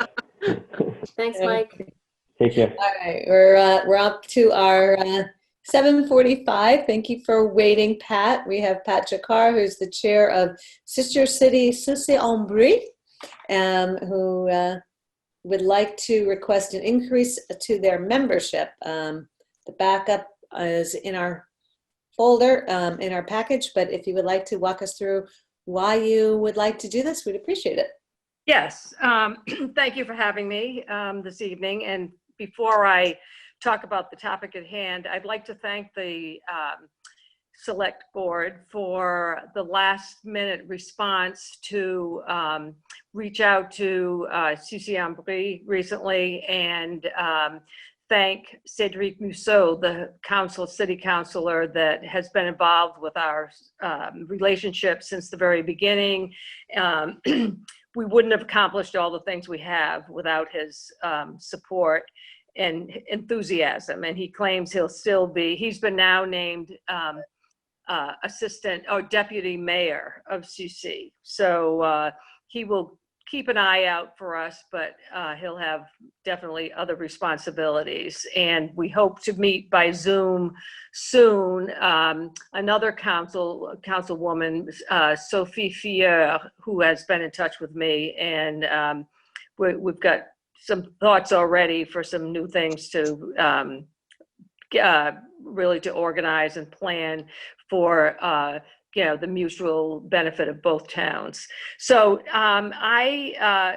we've had, I think Lorraine said she had 3 different charges for the committee that had various numbers for our membership. And we presently have 8 members. And we do have 3 people that have been involved with us for a long time that are really valuable helpers, and we would like them to be part of our committee. So we would like our, charge rewritten to say minimum of 8 members, maximum of 12 members of the Scituate Sucy-en-Brie committee. Okay. There was another element to that I was curious about, if I could find it here, that it looks like you're suggesting that the language also not limit to Scituate residents. Is that correct? That's been in there before. Was it in there before? Oh. Yes. Okay. Somehow I missed that the first round. Yeah, we have basically, originally we had 2 members that were involved with our exchanges. Beth Marat, who was at Cohasset High School, and we always did an student exchange with them. And another person who was involved with us too, teacher of French from Notre Dame Academy. She lives in Hingham. And so she's been a valuable member of the committee. Well, I'm embarrassed I missed that the first round. but we do have 3 people that have just everything we've done. They've been, involved with, and each one of them has participated in at least one of our adult exchanges with Susie. And so, so we really could use their help. And if you could approve that, that would be wonderful. Jim, will you confirm we can have this discussion if the board decides to do this? Doesn't it still need to be approved, or is this not a bylaw? Oh, it's not a bylaw committee. It's not a bylaw committee. That's not a bylaw committee. So you Okay, can- never mind. Thank you. Thank you, Patrice. Does anyone have any questions about this request? Yes, Ms. Conley? Thank you, Madam Chair. Does the Board of Selectmen appoint the members, or does the Susie Ombre Committee appoint its own members?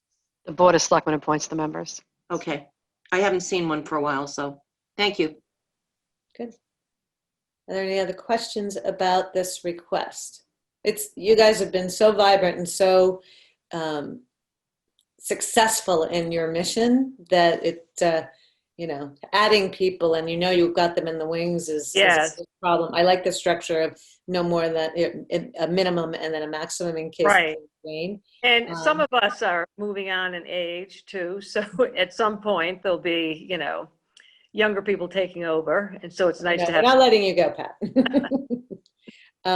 Great. Well, I do want to note that you did mention at the beginning everyone stepped up to help and do the video. And I just want to give a little shout out to Lorraine because she's the one that pulled the reins on all of that and got us, to speak French to a camera. So that was pretty entertaining. Yeah, definitely. And he was so appreciative. And, the town saw it, what you sent, and they, hear a lot about Scituate over there. And, anything we do, they're interested in. So they loved having Cedric honored. That's great. It was actually Seth that did all the work. Oh, sorry, Seth. Right. He did do a lot. Yeah. Yes. Lorraine got us to show up and Seth put it together. It's fabulous. Yeah. Great. Right. Well, if there's no further discussion on this matter, would anyone care to make a motion?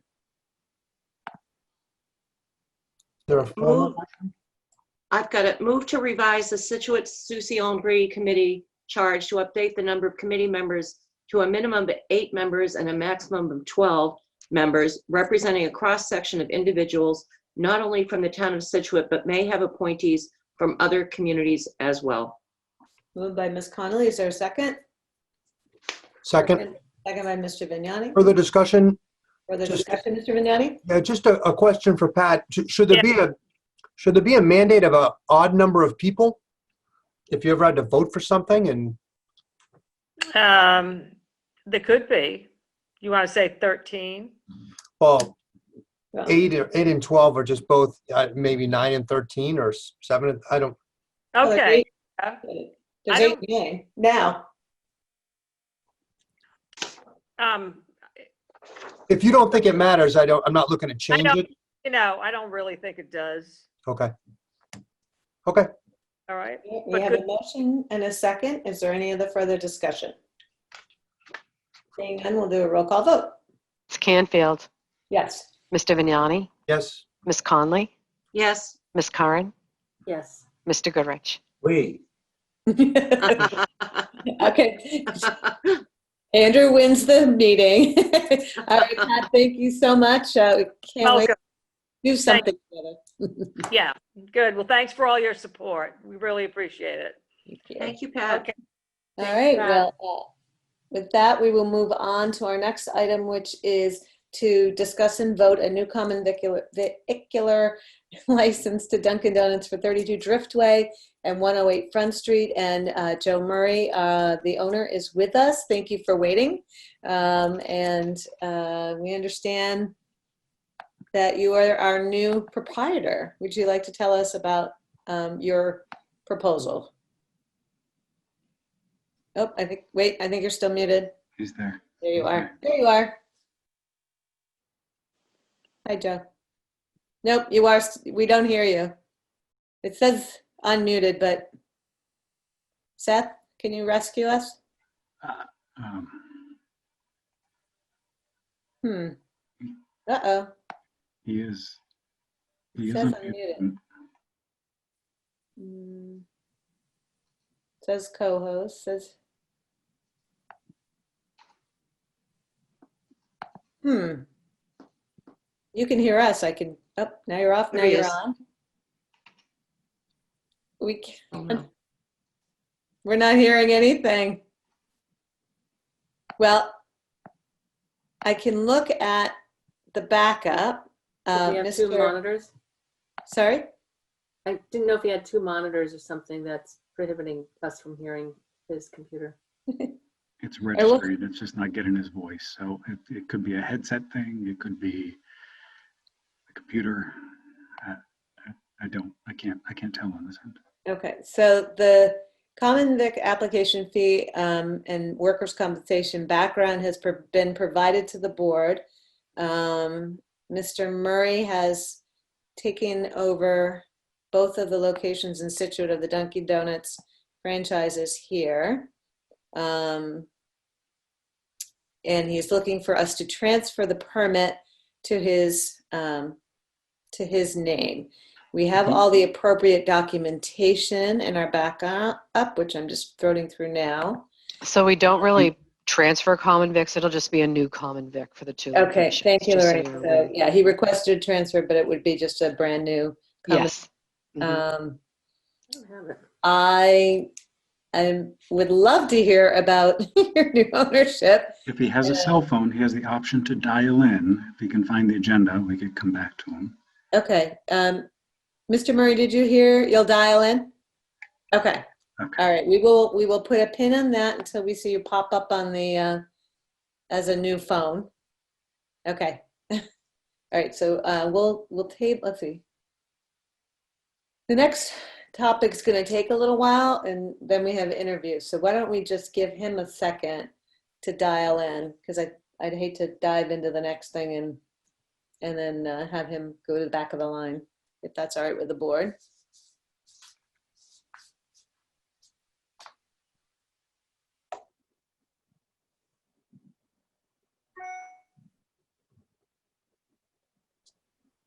All right.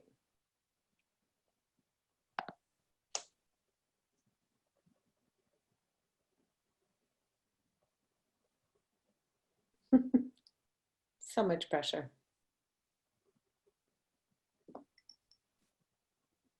Does everybody have the backup for this? Because I saw it when I first opened up my document, but now I can't find it. So I didn't sort of, I'm the only one having issues with this.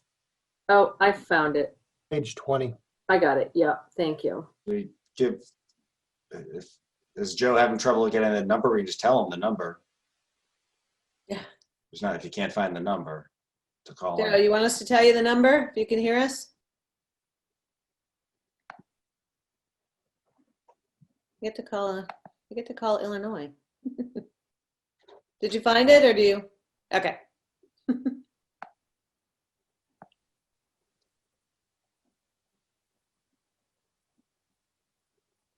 Oh.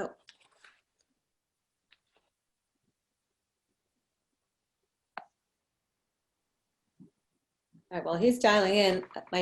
My computer's about to die. We're just having a day tonight. I'm gonna go grab my charger. Mr. Vignani, you're in charge. Oh, where's Mr. Vignani? There he is. I'm gonna just grab my charger. I'll be right back while he's dialing in.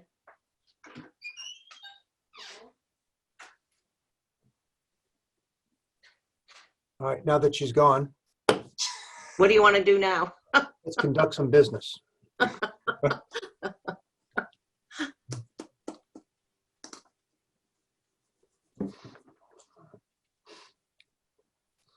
Seth, any word on Joe? I do know he is dialing in right now, just to the right of his screen. He said he has the number. It's the best I can tell you. Okay.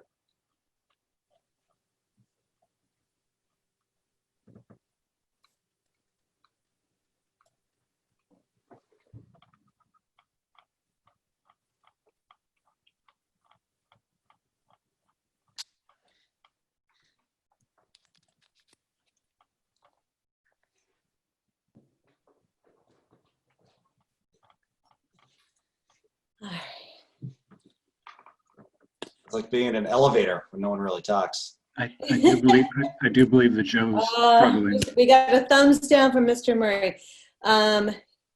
Is the board comfortable in discussing or voting this without his input, or do we want to table until we can get through technology? I'm Thoughts? comfortable voting. You are comfortable? Yes. Yeah, And I again, am too. Yeah. All right. Later. would- And Mr. Murray would appreciate that.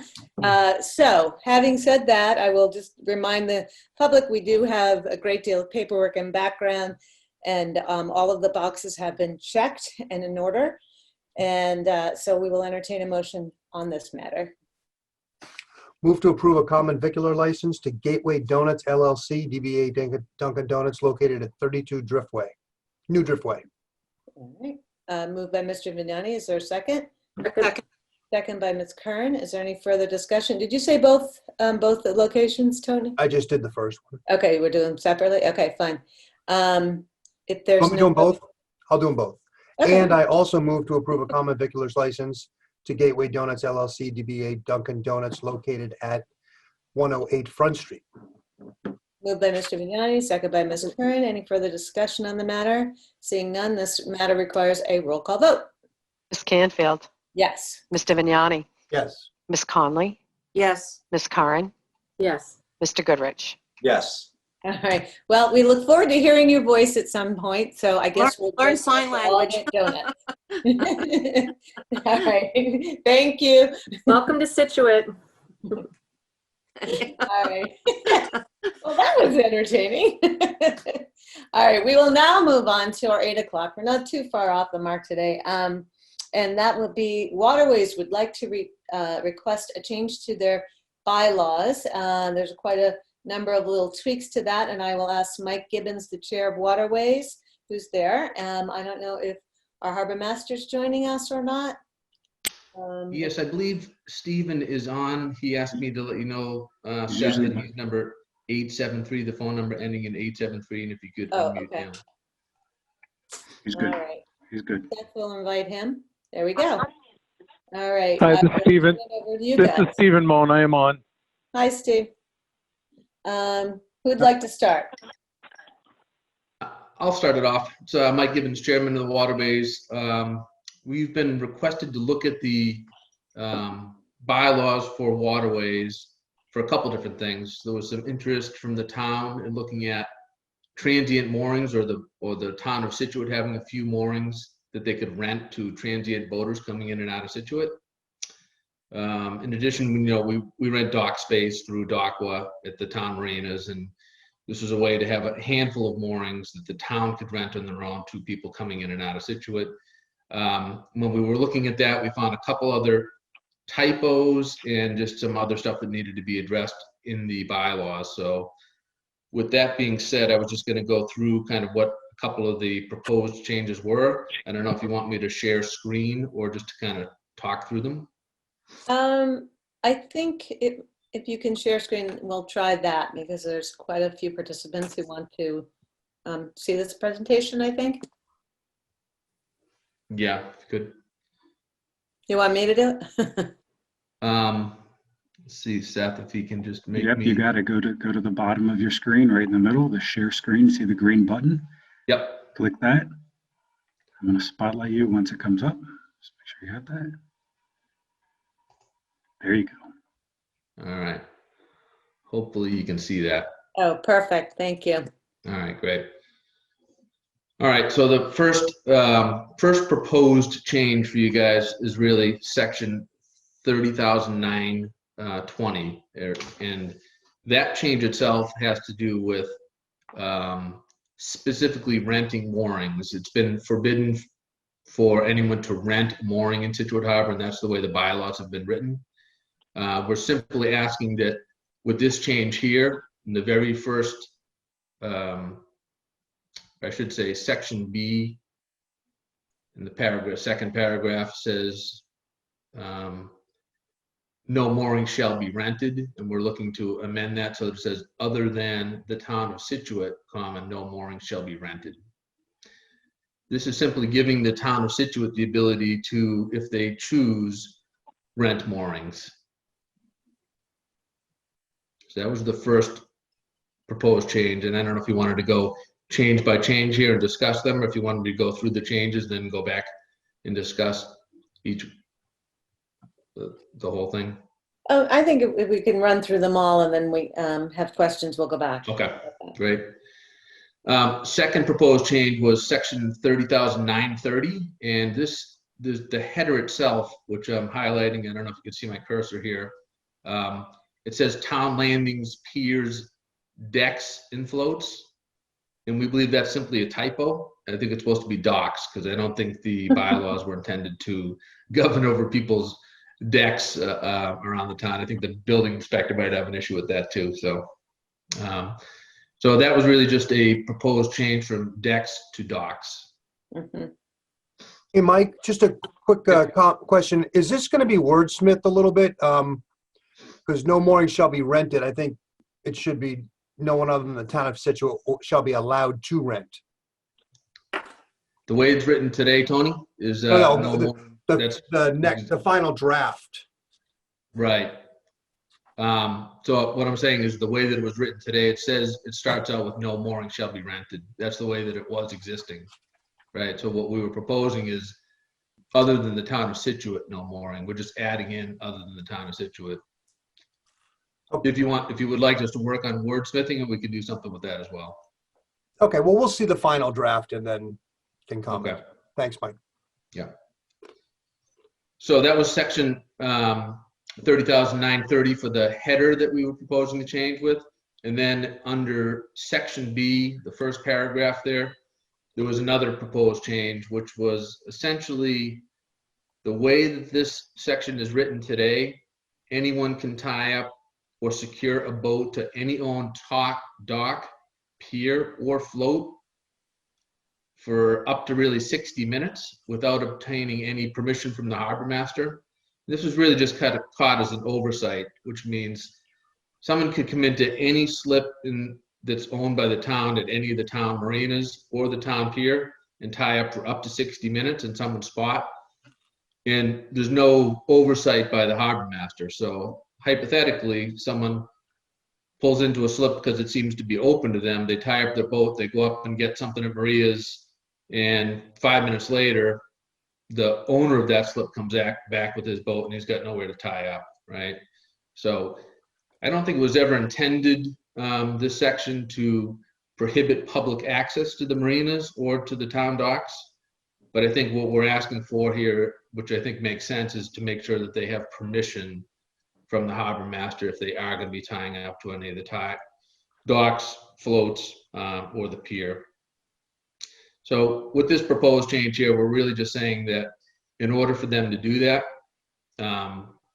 we would remove the section that says for more than 60 minutes, and then it would read that no person shall tie or secure any boat to any town-owned dock, pier, or float without first obtaining a tie-up permit from the harbor master. So we want them to call on the radio, talk to the harbor master's office, and ask for permission. So, Madam Chair, can we ask questions as we're going through this? Sure, go ahead. Mike, it's Maura, and I know you went through this. I have a question because this seems pretty a broad statement. How does this impact if somebody, is just bringing up a dinghy and wants to throw, a line to go run a quick errand somewhere? Or are we saying that they can't even do that? I understand slips and moorings, but what are your thoughts on that?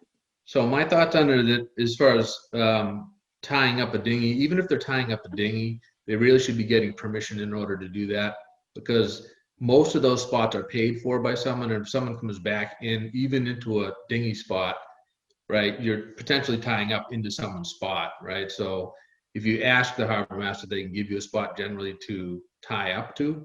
But I would say, on the other hand, Maura, that people probably do that all the time. The issue is really if someone pulls in with a boat, right, and they tie up, and this essentially says that someone can tie up to the pier or anywhere else without any permission from the harbor master for, up to 60 minutes. And that's what we're trying to make sure, that people still have access, public access to the floats, but there's got to be some oversight by the office so that they know where people are tying up. I don't know. I think we need to look at that a little bit I think we need to think about that. And I understand the overall objective, which I agree with, Yeah. but I feel like we've got to put something in there that offers a little bit of flexibility so we're not so rigid. Because I think we can all agree that when things are written like this, sometimes, it could be taken too far by people who may not be as accommodating to, a visitor, or I don't know. I just don't want us to be unfriendly. Yeah, Kind of a nor do balance. I. I mean, we do have, I'd ask Stephen to chime in here. I believe we do have some spaces reserved for transients to tie up dinghies at the town pier, but I'm not exactly sure where the transient dinghy Yeah, dock. so do we have a spot for that? They're on the north. They're on the north side of the town pier. There's one dock on the north side of the town pier that is for transient dinghies. So what if I want to take my dinghy from the Scituate Boat Club over to Mill Wharf Marina? Or that Mill area? Wharf Marina is Well, I know that's not Marina the is a town private marina, marina. but okay, over to, the town area. Is there a spot for folks to tie up there? Most people, when they tie up, they come up to the office and generally just ask if it's okay to tie up. And we always say, yeah, it's not a problem. Because, with dinghies, we can move. They're easy enough to move around. Okay. It's the bigger boats that are very difficult to move around. Yeah, I get that. Or, Okay.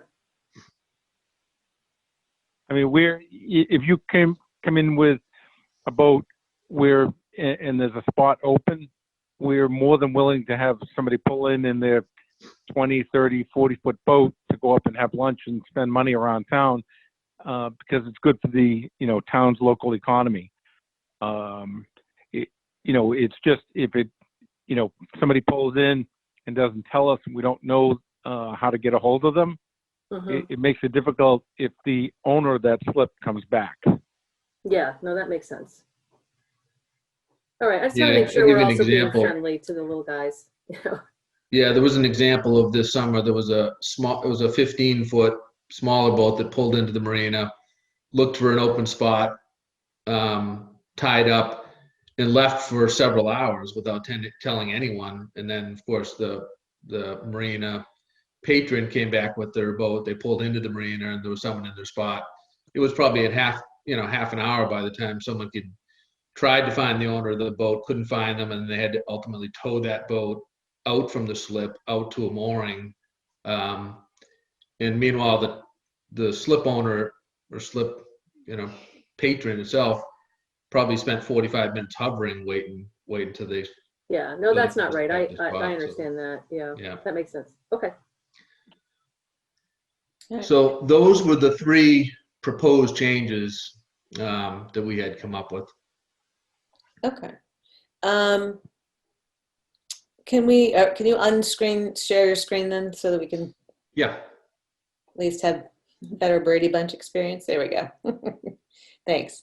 All right, so the first one was on the rentals, and it proposes that only town-owned facilities can be rented out and only by Scituate. So that basically says if I'm an owner, if I'm a patron and I've rented Slip 4, and I know I'm going to be traveling for a month, I can't turn around and rent it to somebody else. You cannot. But this section, Karen, is specific to moorings themselves, not a slip. Right. This is really specific to moorings. And the way the laws are written today, the bylaws are written today, is that no one is allowed to rent a mooring for any reason, right? So there's been some interest within the town that asked us to look into this and look into having a few transient moorings available. And we said the board seemed to be behind it and said we thought it was a good idea. The harbor master seemed to like the idea of it. I don't want to put words into your mouth, Stephen, but everyone seemed to be in agreement, although we knew that the bylaws do not permit that. So that's what we're asking to look at here. Do the mooring contracts give us the permission to re-rent if we are given notification that they're going to be unused for a while? Do you know? They do not. They are, Yeah. mooring holders, if they're not going to use the mooring, are supposed to notify the harbor master. We get quite a few people that do notify us. It's called lack of use. You're able to do that for up to a year. And after that, you'd have to surrender your mooring. And then but we don't get, everyone does not always come into the office and say they're either leaving for a month or taking a season off. And it's a little difficult to police out there because, you're riding by in the boats and, they could be there today and gone tomorrow and gone for a month, and you're not really noticing it because there are so many boats out in the harbor. I don't know if that answers your question or not. Yeah, it but does. they are supposed to notify us. Does anyone have any other questions or comments about that particular, on the board, have any questions or comments at the mooring rental change?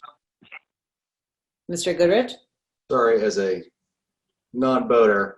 So about how many rentals moorings are you expecting to have?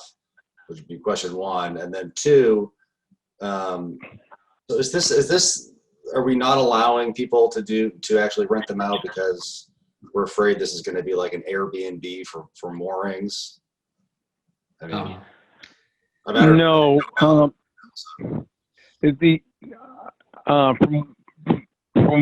the information I've received and what I've read and what has been spoken of, the Army Corps, does not allow that, rentals of moorings by individuals. Mike, do you have any other information? You were down there, prior to me getting there when you were an assistant. No, I would just say that generally speaking, I don't know of anywhere that allows the patrons or the permit holders of the moorings to be able to rent them themselves, right? In a lot of municipalities, they will rent. If you go to different areas like Edgartown or on the Vineyard, actually all over the place, the towns will have a select number of moorings that they rent out themselves, right? But private individuals or permit holders for the moorings are generally not rented out by the mooring permitters. Hopefully that answers your question. Yeah, no, again, just trying to understand the economy. And we were looking for, I think, 3 to 5 moorings. Isn't that correct, Mike? Yeah, I think there might have been a few moorings that were available that were identified, and it's somewhere around 3 to 5. I don't think it's anything more than that. Okay. Other questions on that or any of the other items? Ms. Connolly? Madam Chair, I have a question about the second sentence in that, about the 60 minutes without first obtaining a tie-up permit. It then says such permit may be issued on a daily, seasonal, or calendar basis. What's the difference between a tie-up fee and a slip fee or a mooring fee if you can give it on a calendar basis? I don't understand. I think when the bylaw was written, when they talk about daily, weekly, or seasonally, that permit is charged for. But what's the difference between that and a mooring fee Or a slip fee? Well, the slips, are we talking about moorings or slips? Moorings. Because they're two different. Well, all right. They're two completely separate items. All right. I'll correct myself. I will take away the mooring.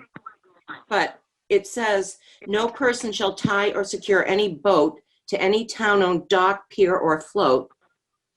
And I know you want to take out the 60 minutes, but then it says such permit may be issued on a daily, seasonal, or calendar basis. So are you giving We issue today we issue through DACWA daily permits. So we have 5 transient slips, and if you go on DACWA, we issue you a permit at $3 per foot. Okay. For that location. So Okay. if it's, I think for when they're talking about that hour, it's at no charge. Okay.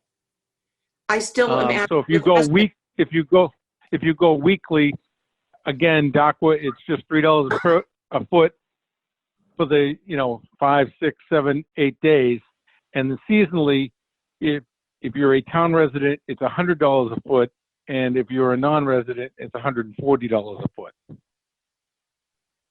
for the season. For a tie-up fee for a season, like I said, what's the difference between that and a slip fee?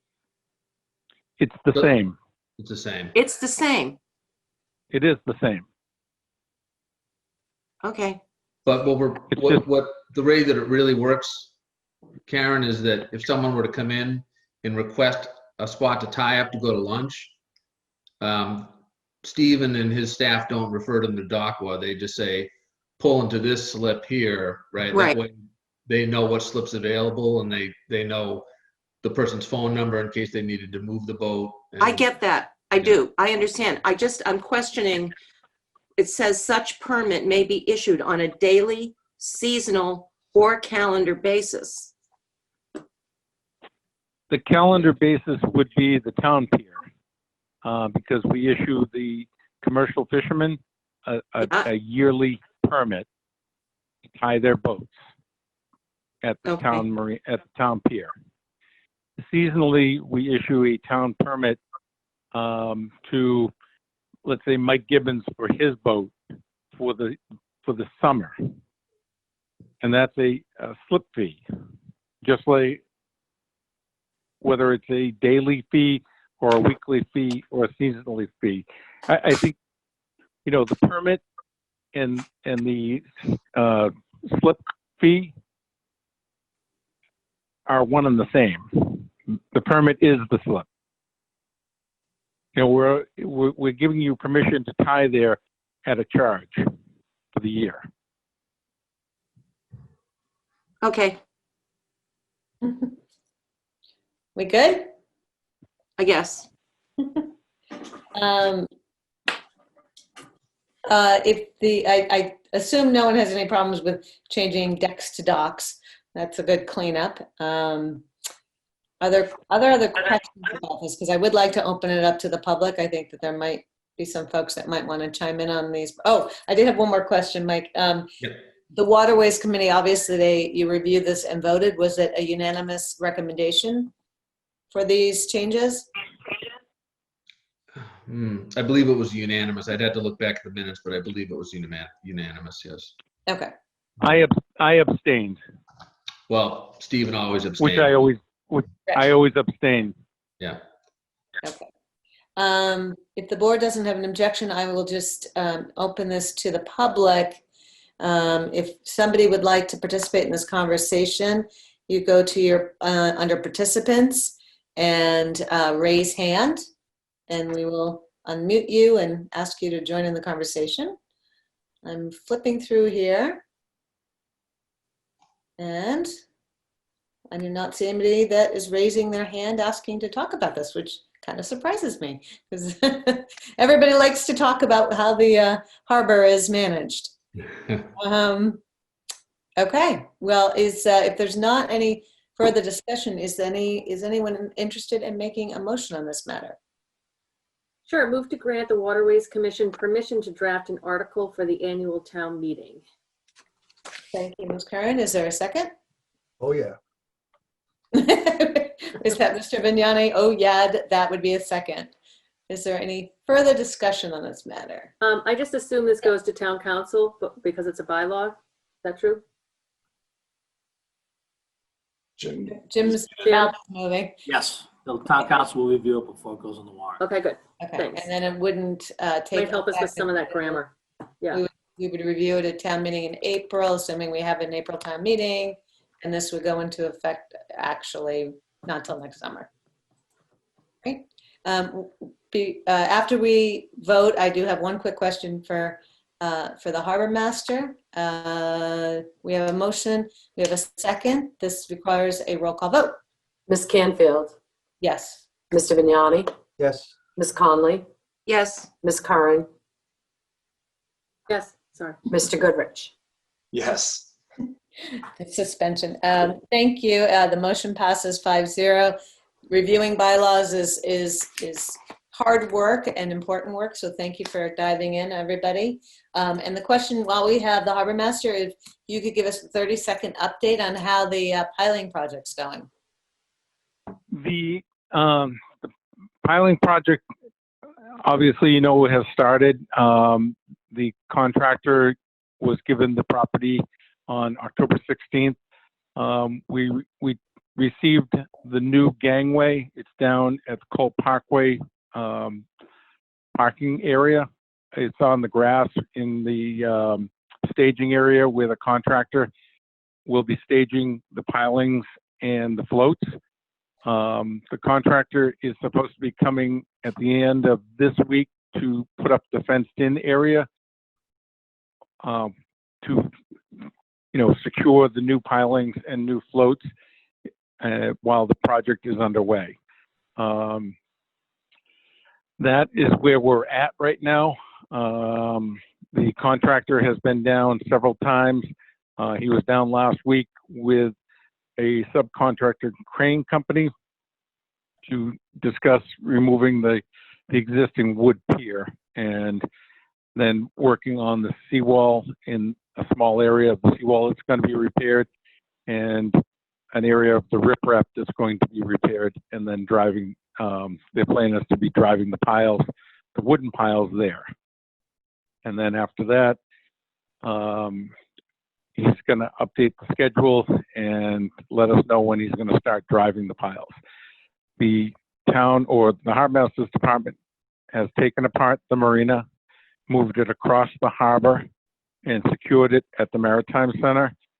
We brought the de-icers over there today. We'll be setting those in place for the upcoming winter season. And that's where they will stay, and the contractor will have access to them as needed when he starts the project to start pulling out the different sections of float and start driving the piles. Great. All right.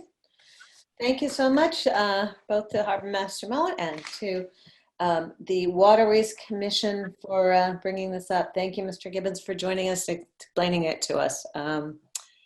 You're welcome to stay on with us, but we're going to move on to our next agenda item. Thank you.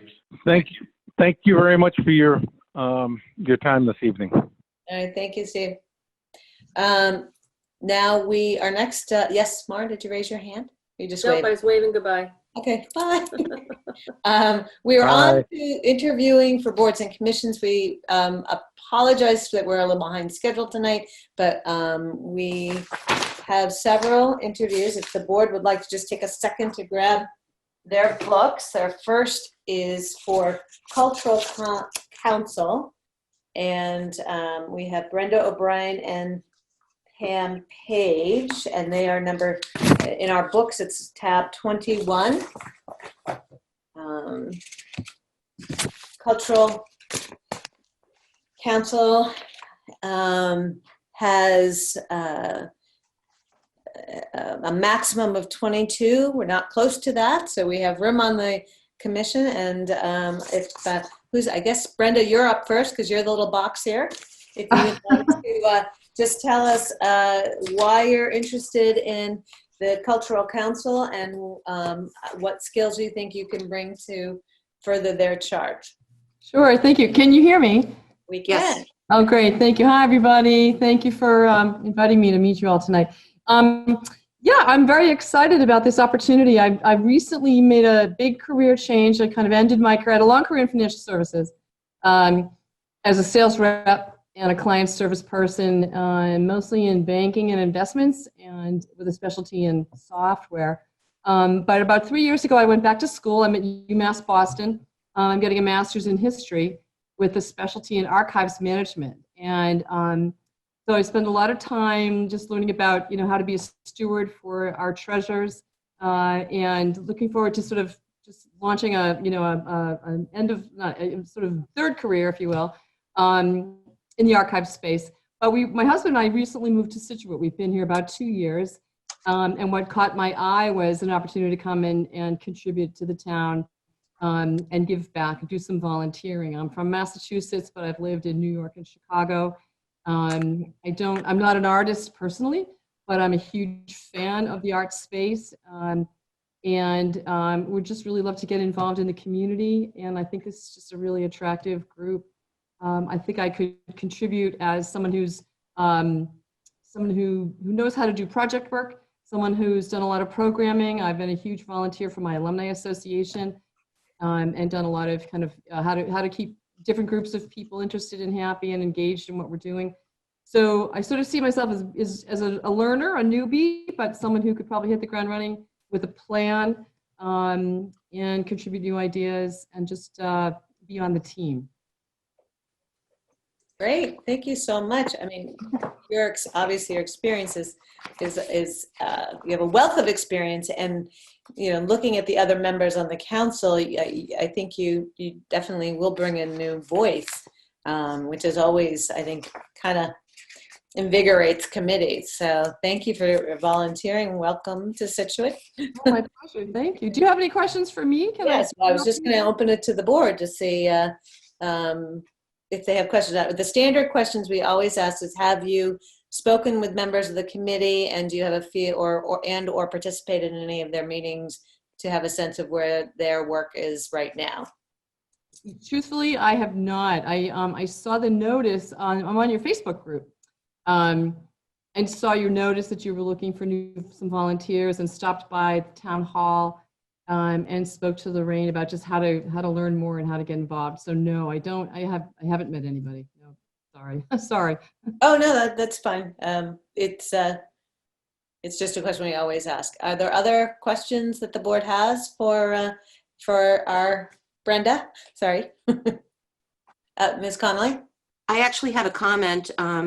Our longtime town archivist retired last spring, and when you mentioned the word archives, I thought maybe you'd be interested in helping to fill that position in some way. She was long time and well loved, and is missed. But with your background, I don't know if you knew we actually had a town archivist, but I think I knew, but I didn't know she had retired. Yes.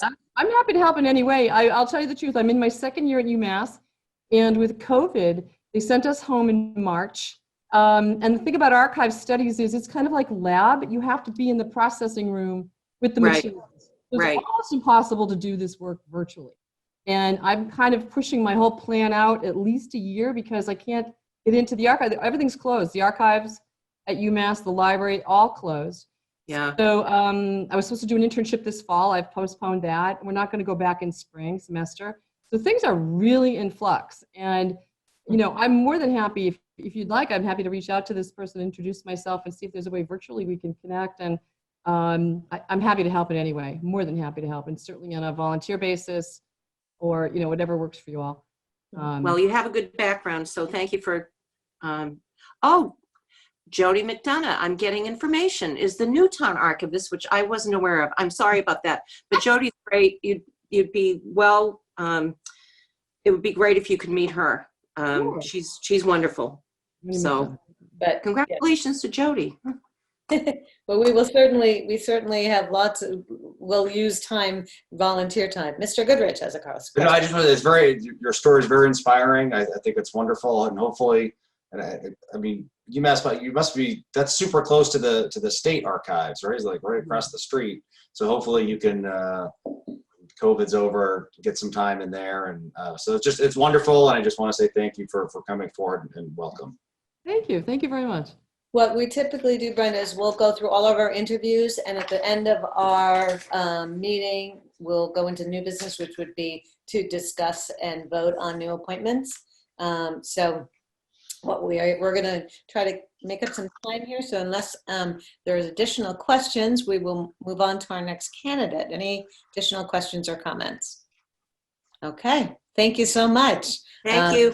You're welcome to stay, but after we vote, we do send out notices to all the candidates, so you can get in your jammies if you want. Okay, I will say goodnight. Thank you all. It's nice to meet you all. Nice to meet you too. Thank you. Also for the Cultural Council is Pamela Page. Is she? I apologize. I cannot find her. It says that she's in Florida through April, but I don't know if that means she's there now. Okay. Pamela, if you're here, if you could go to the participants and raise hand if you're under a different name, so we know you're here. Okay. I do not see that anyone, so we will move on to beautification, which is Heidi Kimball. I think I saw her name. Hello, yes, I'm here. Oh, there you are. Okay. Hi, Heidi. For the hey. Hello. It's tab 4 under our appointment books. We have your application. Give me a second to flip to it. Beautification is a 12-member committee, very active, as everyone knows. There are 4 openings and 1 renewal, and Heidi is one of our applicants for an open space. So Heidi, tell us about yourself and why you'd like to be on beautification. Sure. Very simple. I mean, I've just always appreciated all of the adopt-a-lots around town. I've been in Scituate now for 18 years, and I've also participated in Shape Day and really enjoyed that, and just appreciate the efforts to clean up the town, and just have always had this in the back of my head as something that I would like to pursue. So in August, I sent an email to the group and I just said, are you looking for any help? I'd like to volunteer, and went to a couple of the meetings as a guest, and then they asked if I would like to participate actually on the commission, and I said, sure, why not? So I like to garden. I know a lot about plants. I'm very into the environment, so it just all seemed like a good fit at a good time. I have a son who left for college this fall, and I have a son who's a junior, and it's a little bit of extra time freeing up. So it just seemed like a good fit. Oh, that's great. I'm glad you've gotten to, you know what you're getting into too. Yeah, yes, yep. And Scituate is such an amazing town. I feel like it's given so much to us that I'd like to give something back. Well, I appreciate that. Thank you for raising your hand and jumping in. Does anyone have any questions for Heidi? Mr. Vignani? I don't really have a question. I can highly recommend Heidi. Oh, I've known her for years. She has a great personality and great energy, and I think you'd be great on this role. So thank you, Tony. You're welcome. All right. Endorsed by Mr. Vignani. Yeah. Well, there you go. That's it. I don't know if that helps or hurt. No, I'm just kidding. For beautification, I think you're safe with beautification. Great. Well, Heidi, as you may have heard me say, we'll going to go through all the interviews and then we'll do voting at the end. So great, sure. Stay up with us. You are welcome to. Okay, thank you. Thank you very much. Nice to meet you all. Nice to meet you too. Thank you. Next is Leslie Powers. She's right there, Leslie. And Leslie, there you are. Great. Hi, Leslie. This is also for beautification. Leslie has been an adopt-a-lot volunteer for 10 years, but I'll let you introduce yourself and tell us why you are ready to join the commission. I was born here. I graduated in 1968, and I've been living here in Scituate for the last 14 years.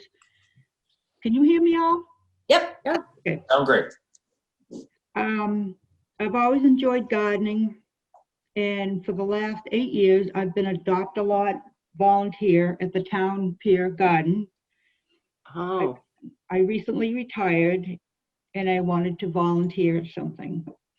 And some of the members of the Beautification Commission encouraged me to join. I basically wanted to join this commission to learn and to get involved with the agenda and on the business side.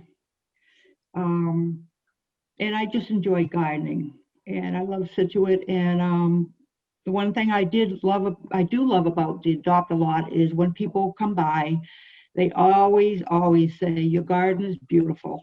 And I always say back, keep telling me that, and I'll keep doing it. Well, that's actually what I was going to say. That is one particularly beautiful garden. Thank you. Yeah, I put my heart and soul in it. And I've already met some of the gals on the commission, and I've already had, I think tonight was my third meeting with them. So I'm getting and learning a lot about the agenda and, you know, what's coming up in the budget and whatever. So it's been good. It's been good. Great. Are there any questions or comments? No, it sounds like she's got great skills to offer to some of our public spaces. So thank you. Thank you. Thank Great. you. Okay. As I said, we'll be voting at the end of our meeting tonight, most likely, unless it's too late. We have additional, hold on, I got too many pictures. We'll also be interviewing for Council on Aging. We have, which is number 14 in our books. Council on Aging has 7 to 9 members and up to 3 associate non-voting members. There are 3 board openings and 3 associate openings at the moment and 2 renewals. We have 3 applicants, the first of which is Laura Brady, who I do see. Seth will invite you in. Should be good to go. Okay. Thank you. Oh, there you are. Hi. Hi, Lori. Thank you for stepping up. I believe you've been to some of the Council on Aging meetings. Is that correct? Or why, that's why you're interested. Oh. I haven't been to any of the meetings, no. I have a friend that's on there, and I hear a lot about what's going on and interested. I have extra time on my hands now. I am a new empty nester, so, and semi-retired, so I have extra time, and I thought it would be nice to do some volunteer work. And why for Council on Aging? Because I'm at that age now. I thought it would be fun. And maybe where I'm new into the age group, it might be bring a younger perspective maybe to some things. Great. And you said you have a friend on the board, and so obviously, we're about to, we're getting to the short straws before we can open up the new senior center. Have you had a chance to think about that or how you might want to help with that process? It just sounds like it's going to be great. And I've heard a little bit about how they're naming the rooms and the decorating that's going into it and what they're planning. And it just all really sounds interesting and, a fun project and a beautiful new building. Great. I'll open to the board. Do you have any questions or comments for Lori? No? Okay. Well, Lori, we appreciate you coming forward, and definitely going to need a lot of hands on the Council on Aging in the coming year. So we'll be voting at the end of the meeting. Okay. Thank you. Thanks so much. We also have Marie Fricker. Hi. Hi, there you are. Hi, nice to see you. Nice to see you. Would you just introduce yourself to the board and tell us why Council on Aging is something that you'd like to get involved with? Well, I work as a part-time editor. I'm an editor of the South Shore Senior News. I know everybody has seen this paper, although it'll never get a Pulitzer. It's the little freebie that you see at Tennessee News and in the supermarkets. I actually have a copy right here. Yeah. I do this monthly. So, I write about a lot of topics that are of interest to seniors. So I get to speak to a lot of seniors and interview them, and just, I edit all the columns that are in the paper from people that are helping them with their wills, their estates, caregivers, people that are in the nursing homes. And, especially during COVID, these people have looked to the paper to find out, what's happening, how they're going to be able to meet up with their family members again, and what people in different assisted living places are doing to help them connect virtually, and they look to the paper for those kinds of things. The other thing is that I just recently became a realtor in January. I'm with Caldwell Banker, and I completed a course for a senior real estate specialist, specializing in real estate transactions. Now, I'm not doing this to get customers, but for seniors over age 55. But it's not why I wanted to join the council. I just think I'm 67 years old. I've lived in Scituate for 33 years. When I moved in, my son turned 5 years old that week. He's now 38, and he's the captain of the Rockland Fire Department. And both he and my daughter went to the Scituate Public Schools, got wonderful educations. My daughter's a head teacher in Dedham, and, you know, Scituate's given us so much. And I originally came from Arlington and then moved to Stoughton for 11 years when I got married. When I moved from Stoughton to Scituate, and I went by the harbor in the morning and saw those boats the first morning, I thought, I have entered paradise. And I still feel exactly like that. I love this town with my heart and soul. And, you know, the issues of seniors, so many of them are struggling with transportation issues. How do they get to their doctor's appointments? The Meals on Wheels program is a great thing for them. How do they just socialize? Because socializing in that age group is particularly important to their health. And the senior center is going to be such a gathering place for that. I mean, not only just places to sit and play cards, if that's what they like to do, but also learn things, take art classes, you know, take a writing course, do anything they'd like to do like that. And I think keeping the brain active like that is so important for seniors. So the senior center is going to just be phenomenal. For me, for my husband who's turning 70. And by the way, my husband has many times played the piano at the senior center events. You probably all have seen him, Al Fricker. He's just arrived home from work, but I asked him not to come in. So, yeah, so he knows Linda at the senior center. And I have a good friend who is on the council. She's the one who asked me about being on the council. Probably the same friend that Laurie Brady has. It's Janice Desmond. So it's always good when current board members are recruiting people, because they have a sense of who can really help. And you certainly have a full grasp of what the Council on Aging can do for our seniors. So, right. Well, I don't have any questions. I think you know this better than anybody, but you know, in the next 20 years, that age group in this town over 60 is gonna go, you know, it's gonna jump higher than any other age group in the town. So we really need the services. Yeah, absolutely. You've covered all of my questions. Does the board have any questions in addition? Mark? I just love your enthusiasm. Such a burst of energy, which is just awesome. And obviously you have some great skills to bring to the group with your editing and your connection with all of that's going on. So Marie, you sound like you're a terrific candidate. Oh, thank you. Thanks very much. I hope so. Okay, well, we'll be reviewing all of the applicants at the end of today's meeting. So thank you so much. Oh, I'm sorry, Andrew, did you have another question? I believe K2 had a Oh, sorry. K2 again. I was scribbling notes. No, I just wanted, I'll echo what Maura said. You have a great Zoom personality. It's not easy to come across the way you do on Zoom. So I think it's great. I've only been doing it since March. There you go. Right. In the beginning, there was just a face and no sound, and then a sound and no face. Yeah. I finally got it down.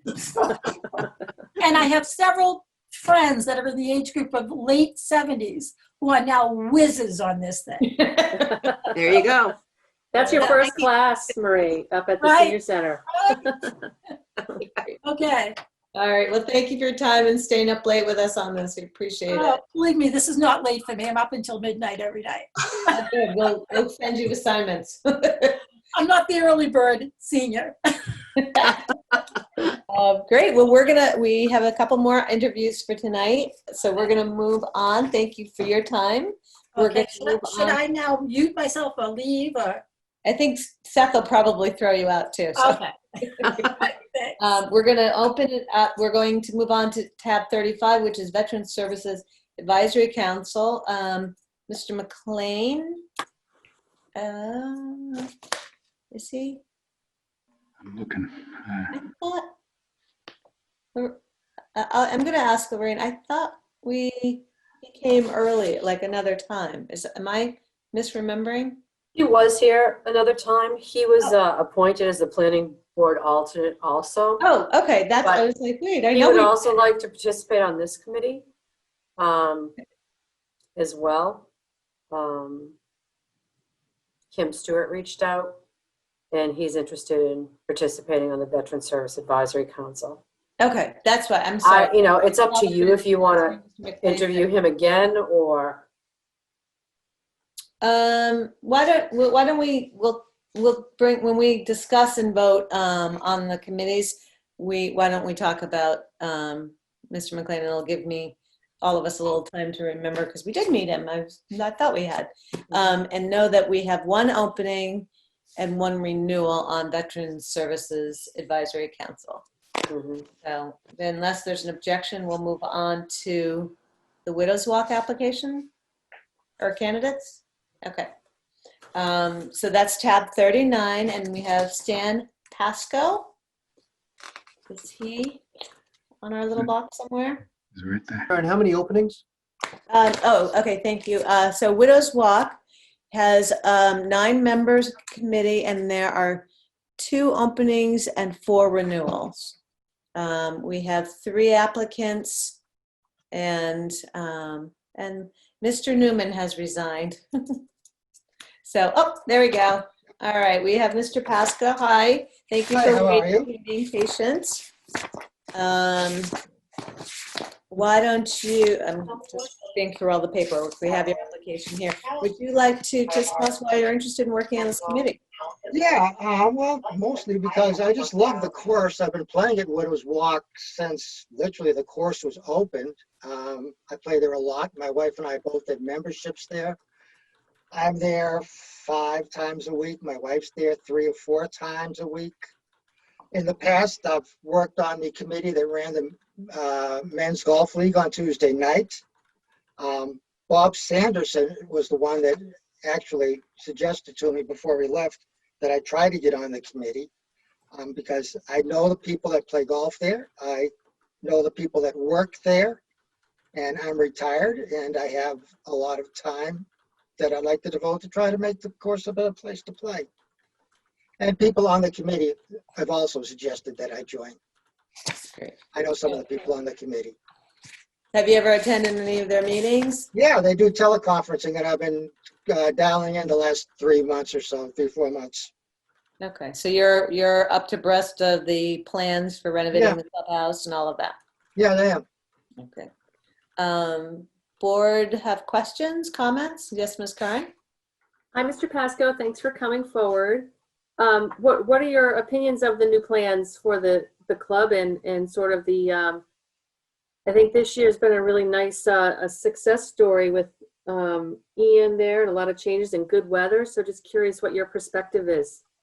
Well, yeah, it was a terrific season until the drought hit. My feeling about what you're trying to do there, I agree with 100% with redoing the clubhouse, the parking lot, where some work on the tees, the sprinkler system. I might personally have had different priorities, but I wasn't privy to all of the conversations that went on when these things were decided in what order they should be done. I mean, I would have done the sprinkler system immediately because you get the course was just totally burnt out this year, and it's happened in the past. Every few years that happens. So, but that's, like I said, I wasn't privy to what the discussions were, but doing them, they all need to be done. And I've seen the plans; they look great. Everything looks good. Thank you. Where are we with the sprinkler system, Nancy? Is that coming forward in this annual town meeting, or I forget? Sprinkler system has been designed and was previously approved. When we were bringing forward the clubhouse project, we did speak to IGM as to whether or not the existing sprinkler system could stay in place for a few more years, so because we couldn't do both projects. Right. They told us that it could stay in place for another 7 to 10 years as long as we put more maintenance into it, and that's why we increased the repair and maintenance line in the operational budget. Okay, thanks. I couldn't recall it, but thank you. Well, thank you, Mr. Pasco. No, you're welcome. Thank you. Are there any other questions from the board for Mr. Pasco? Okay, then we will thank you for your time, and we will be doing our review and voting later in the evening. You're welcome to stay, but we will move on to Brad. If Cozier, I'm sure I'm saying it wrong. Who is our next applicant? I don't actually see his name. I do not either. Brad, if you are here, if you're the phone number or something, there's a video, there's no, yeah, if you are here and your name's something different, could you raise your hand so we know you're here? Okay, might have got tired waiting for us. Okay, I don't see a Brad, so we're going to move on to Maria Monaco, who's their third applicant. I don't know if that's, let's see. My goodness. I think we went too late, folks. People dropped out. Oh, I do not see Marie either. Marie Fricker? Nope, we just interviewed her for Council on Aging. Correct. So, well, goodness. Okay. Well, if that is the case, that concludes the interviews that we are conducting this evening.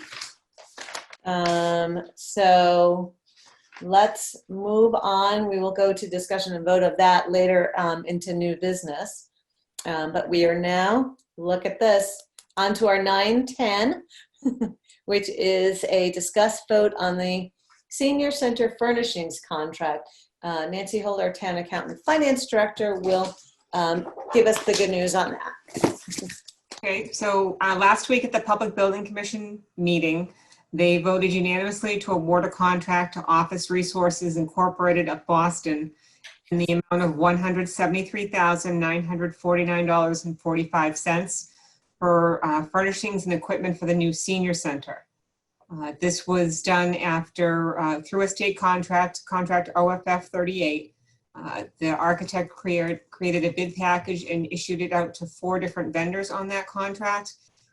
And we did receive 4 bids, and the range was the low bidder of Office Resources at $173,949, and the high bid was $186,863. So you can see they were really tight.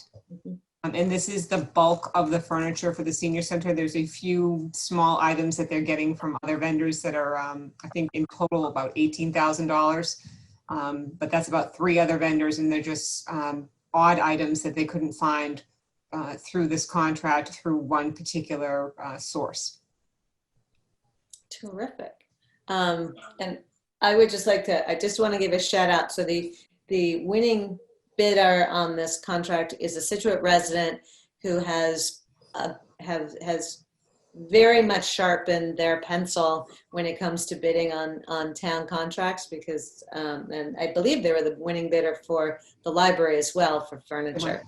So I want to just give a public shout out to the Barbary family for really stepping up for the town. And obviously these are sealed bids. We don't know till they come in, but given how tight it is, we know that they definitely were trying to help us out. So shout out to them.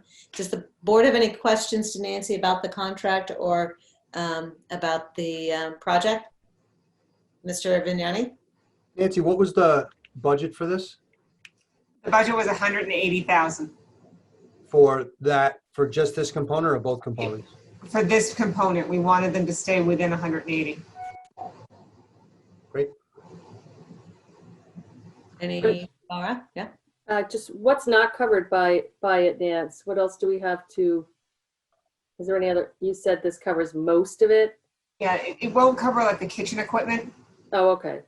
But the actual bid package, this is most of the tables, the dollies, the chairs. The furnishings. Oh, that's right. And it's all Main detailed in furnishings, here. a microwave. I think I saw some trash barrels in there. Okay. Great. Okay, any other questions? Great, and I will entertain a motion on this matter. I move to award the contract to Office Resources, Inc. for furnishing the new senior center at 333 First Parish Road in the amount of $173,949.45 pursuant to the terms of state contract number OFF 38. Thank you, Mr. Madani. Is there a second? Second. Second by Mr. Goodrich. Any further discussion? Seeing none, this requires a roll call vote. Ms. Canfield, Yes. Mr. Vignani, Yes. Ms. Conley, Yes. Ms. Curran, Yes. Mr. Goodrich. Yes. Thank you. The motion carries 5-0.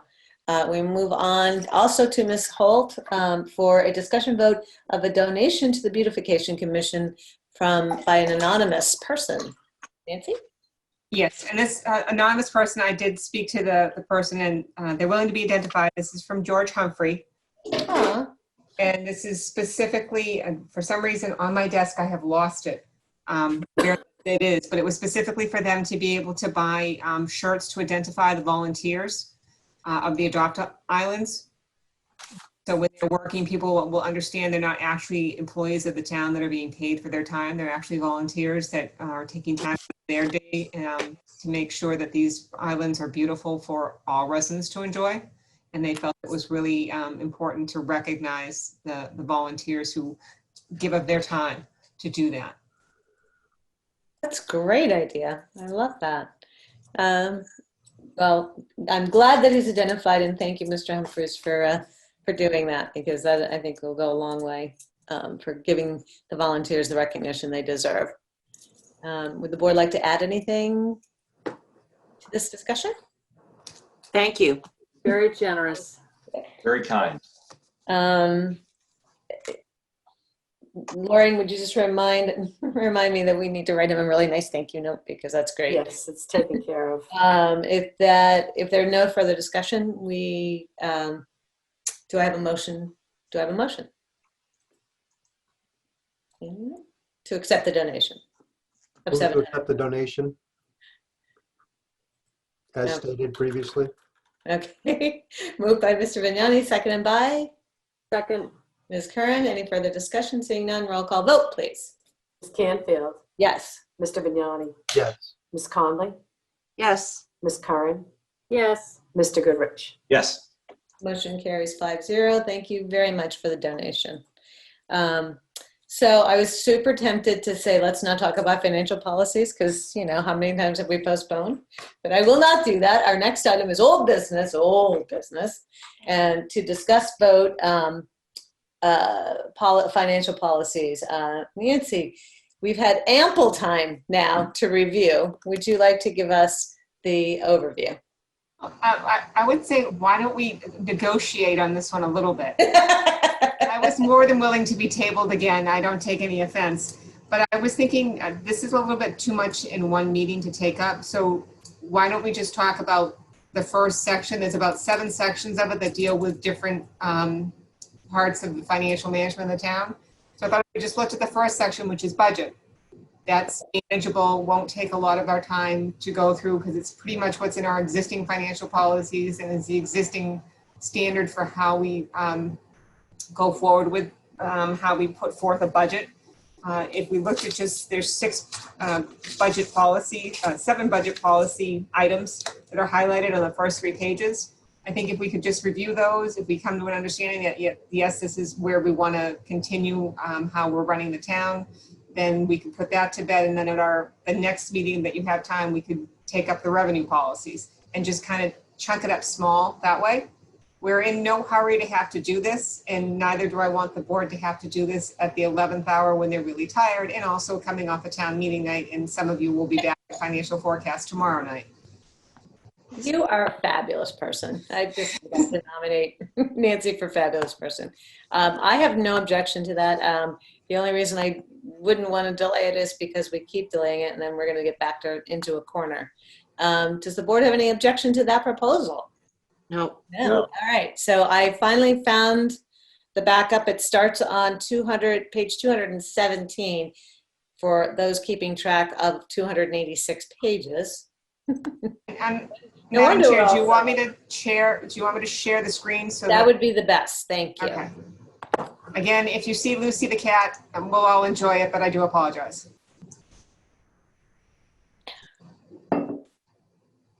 There's an I Love Lucy joke in there, but So, do you see it or do you still see me? We Nope. see it. We see it. Okay, good. So, the first three policies, I was trying to make that larger, not make everyone seasick. I do apologize. Yeah. That's better. I think number one goes without saying that the town will develop balanced budgets within its current revenues, in which current revenues will not will exceed or, oh God, it's been a long night already.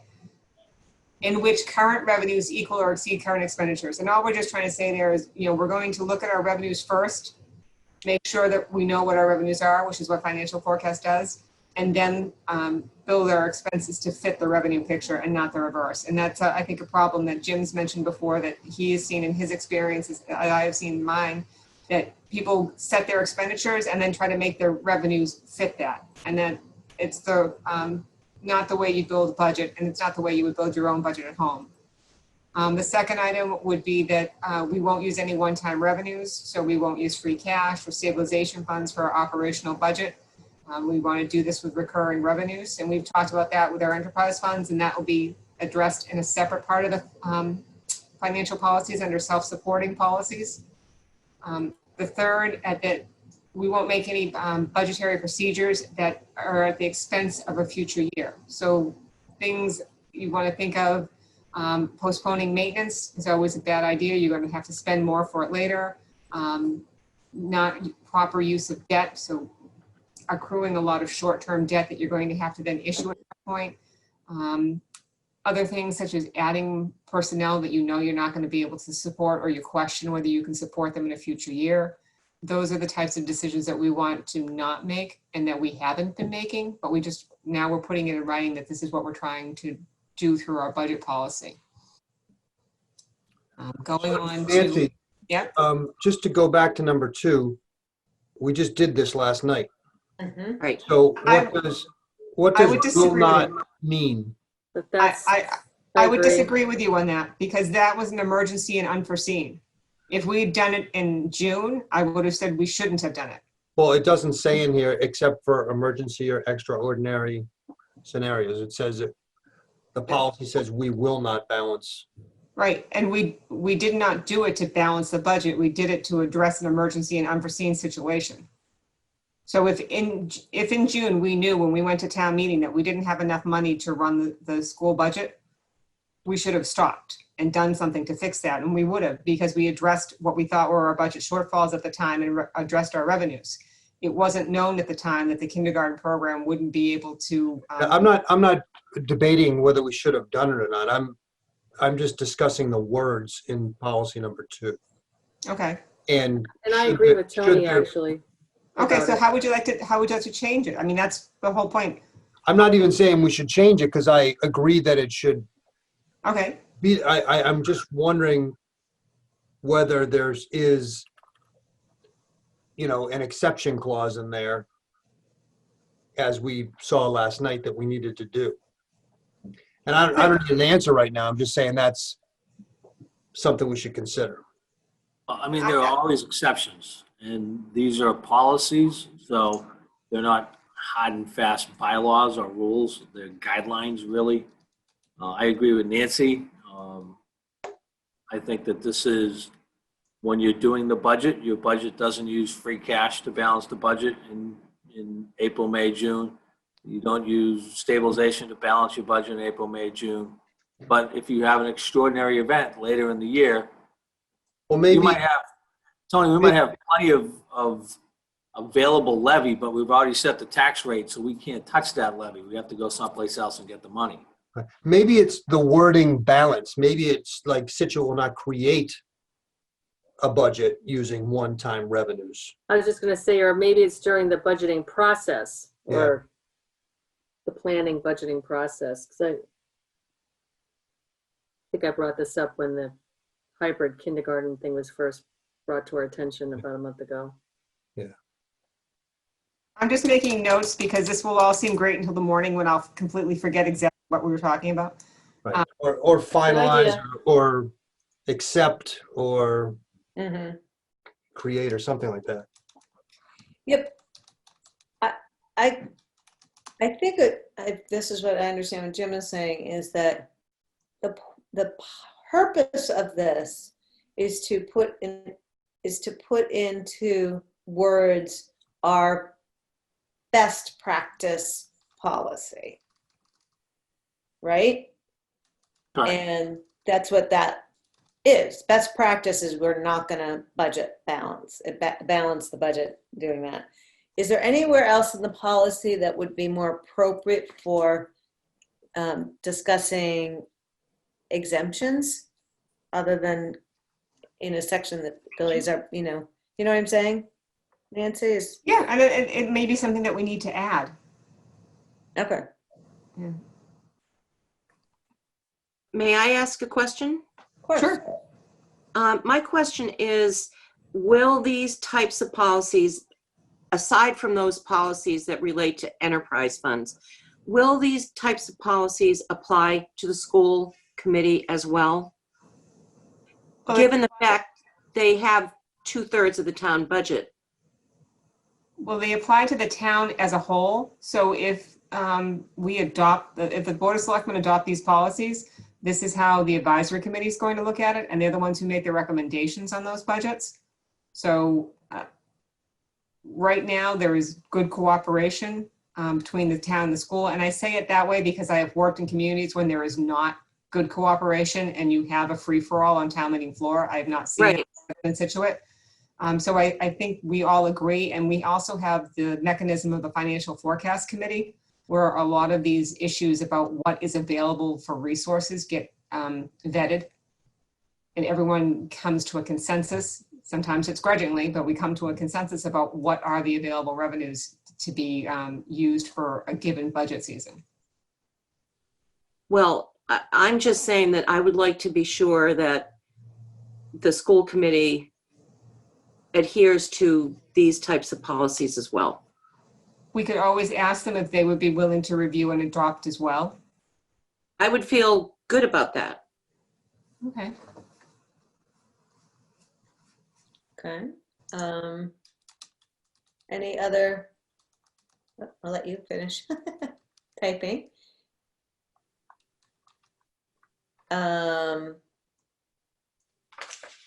Any other comments on this section? Okay. I'm just looking at what we had as a narrative for budget policy too, the one we were looking at. And it might be somewhere in here that we could add more language. So I'm just going to highlight it because that was one of the ones we were focused on. Mm-hmm. So policy. Go back up to that, Nance. Yep. There's the last line, use of non-recurring revenue for recurring purposes only delays appropriate action to correct what otherwise would be a budget imbalance. So what we did at town meeting last night was not a use of a non-recurring revenue for a recurring expense. It was use of a non-recurring revenue for a non-recurring expense. So there's splitting the hair that you were talking about, really. I would disagree. Mr. Goodrich? No question. I was going. Oh, okay. And this is why I think it's better for us to split this up into smaller chunks, just so you can get the nitty gritty, and you don't adopt something and then be like, I didn't realize we adopted that. That's not what I believe the town should be doing. The policy 4 is more about the structure of the budget, which is similar to what our budget book currently is, that it has a summary of the town's financial condition, a look at the analysis of revenues, which is usually what the 5-year forecast and the revenue and assumptions that are in there. There's a section on debt and what's going on with the capital condition, which is really kind of addressed in the capital plan. So I think that one is more a reiteration of what we're currently doing and we find to be good practice and would like to continue, unless you tell me otherwise. Then the policy 5 is just how it's adopted. So more for anyone that was interested to know how the town, including credit rating agencies and investors, adopts a policy. It's through the Board of Selectmen Advisory Committee, and at what level. And this is important because that's the level of control that management has. So we adopt the way it is currently with the town meeting. If you recall the budget articles, it's salaries, expenses, and then capital. And that's the level at which, for people watching at home, that we have to stay within. So your regular salaries could be over by $20,000, but if you have $20,000 savings in overtime, you're okay, because that's the level that we adopt at, salaries. But it's not okay if your total salary line is $20,000 in deficit and your expenses have $20,000. You can't do that. That's outside of management's authority based on how the town meeting adopts the warrant. Town meeting says, this is the level I want you to stay in, this is where you have to be. And that's where we get into the year-end transfers. You often see expenses going to salaries. It's the same department, what don't they offset? Not with the level of control that's issued in a town meeting. You might see communities that do it by department, but I've not seen one. I don't know if Jim has. That gives a lot of control to management. That'd be similar to like a school committee budget for an entire department. It's just, you can move it around however you want. I think this provides control both for not only for management, it gives us some flexibility within the groupings, but it also provides better transparency for where those expenses really are, at least by a major grouping. So I'll move on unless you have any issues with those two. I just have two quick comments on that. Sure.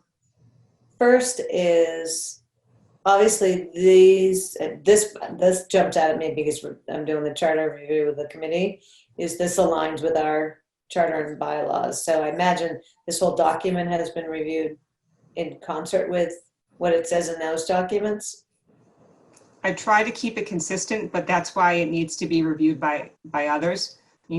Joe, Jim, and I have looked at it, but like you said, you're in the middle of the charter review, so there might be something that jumps out at you. Yeah, no, it only jumped out because it's exactly what the charter says. So our charter and bylaws are very they're very good examples of financial management that have been embedded into the culture of the town. Mm-hmm. Those two documents, and it's not always that way. So they're good jumping off points. This is just to complement those and be a little bit more specific. Great, and I want to thank you for putting select board in there. I did go by and change those. That's the first time I've seen it written out in a town document, so yay. Policy 6, this is to address that in the actual budget, we will do pay attention to the maintenance and replacement of capital plant and equipment. Basically, we're going to make sure that we maintain our buildings, maintain our equipment, so that we don't have deferred maintenance issues that we are dealing with currently, and that we will make sure that our budget procedures conform with existing and state local regulations. Something you shouldn't have to say, but you say anyways, because it should happen. And that's just a lot of spacing that needs to be corrected. This is, as I mentioned to you when I first rolled this out back in September, is I added into the financial policies reporting functions and compliance functions, because I think it's important that the policies be dynamic and that we're constantly referring to them to make sure that we're keeping what we said we wanted to do in mind when we're doing things, and we're actually checking that it's happening. So in this particular one, as you've noticed in your boxes, you're getting monthly reports on expenditures once Pam and I reconcile cash. Yours are at the function level, so that would be like general government, public safety. Jim gets them at the line item level, and the departments can run reports at any time. They all have access to all of their accounts in Munis.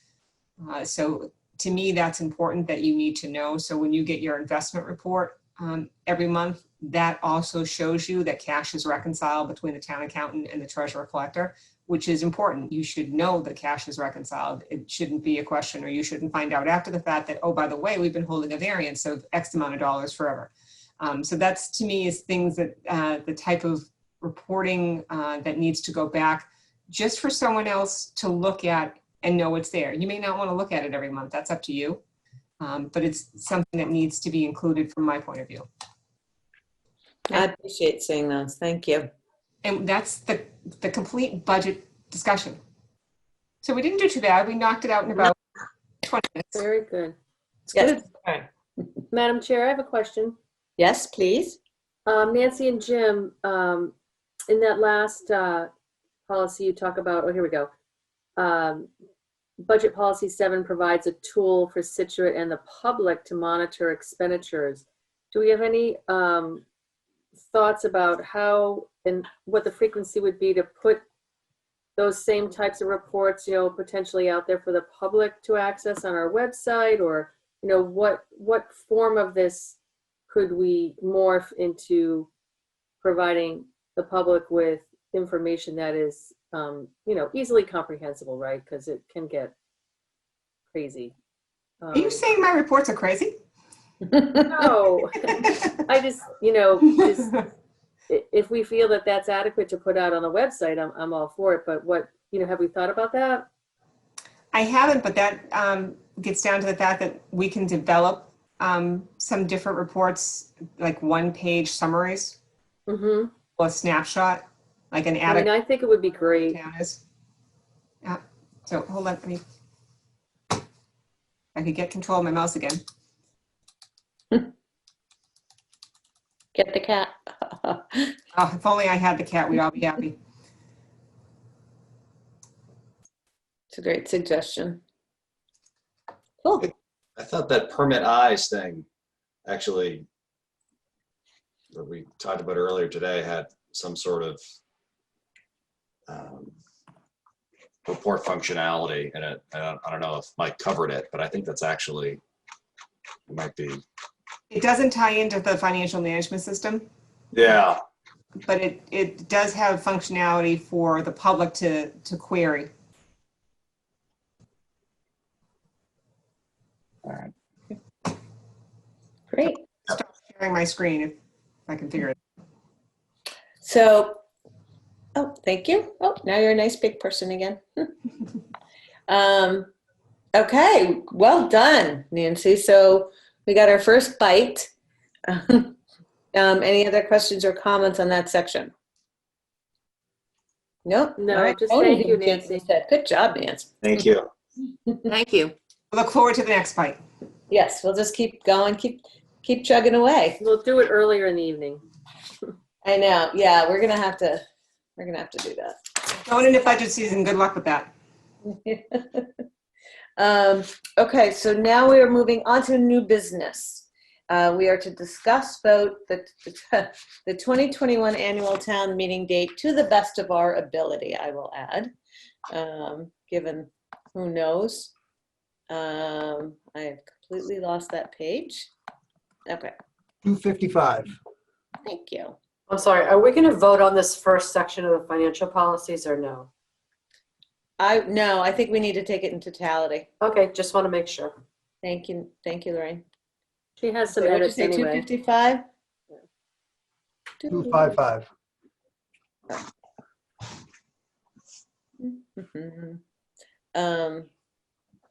Okay. So we have proposed based on all the statutory requirements, it is proposed that we meet on April 12th of 2021. Anyone busy that day? No, but I will point out that it is National Grilled Cheese Day. That makes me happy. Okay, why do the 12th. Okay, mine doesn't say that. Okay, does anyone have any comments or concerns about moving that day? My only question is that it's not school vacation week. I checked the school calendar. So it's not, right? Correct. Would you like a motion? I would love a motion. Before, Ms. Conley would like to interject, excuse me. well, yes, well, I'd like to answer the question that we got the last time about the April 12th date being the first night of Ramadan. And I know that Lorraine told me that she had researched, and we set our calendar according to state holidays. So it's not in any way in being disrespectful, but it's how we set our calendar. Thank you for noting that. And we also couldn't find a date that fit the statutory requirements, right? That also conflict. Well, it's also in our charter. It's the charter or the bylaws, Nancy? You referred to the fact it's the second Monday in April, according to the charter or the bylaws? You're muted. I think it's bylaws. The bylaws, okay. So there's two reasons why. Okay. Mr. Vignani, would you? Will the Board of Selectmen vote to approve the annual and special town meeting date of Monday, April 12th, 2021? Moved by Mr. Vignani. Is there a second? Second. Second by Mr. Goodrich. Is there any further discussion? Seeing none, this requires a roll call vote. Ms. Canfield, Yes. Mr. Vignani, Yes? Ms. Conley, Yes. Ms. Curran, Yes. Mr. Goodrich. Yes.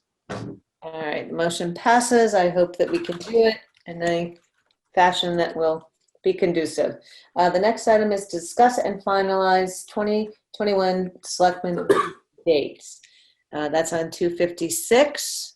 Has everyone had a chance to look at that, and to the best of their knowledge, do those dates? Oh, one thing I want to point out is the start time of the meetings have stayed at 6:30 through the budget review process, with the hopes that we're all back in our offices at some point, that we might want to revisit pushing that back to 7.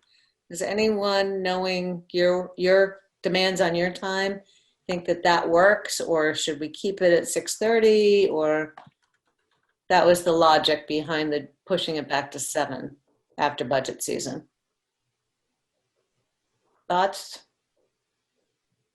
Fine by me. I don't have an issue. I don't think work schedules will be normal till July, but it doesn't matter to me.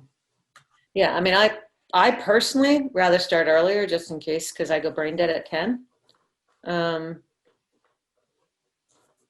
What do you guys think, Andrew? I mean, I like the roll of the 6:30 as well, and we might get more public participation. Yeah. And I mean, April, May, June, I don't know if things will be back to normal anyway by then. So I'm fine with going earlier if there's no. Okay. Mr. Vignani and Ms. Connolly, do you? I'm fine. I'm fine also. Okay, well, if the preference is to keep it at 6:30, why don't we just put it through the summer, like to the August 24th meeting, see what happens? Do you want to do that? Sure. Sure. Sounds great. Okay. Then if that's the case, would someone amend the motion to reflect that and make it? We don't need a motion. Do we need a for motion? this. We don't need a motion. Nope, we don't need a motion. I'll make the changes. Okay.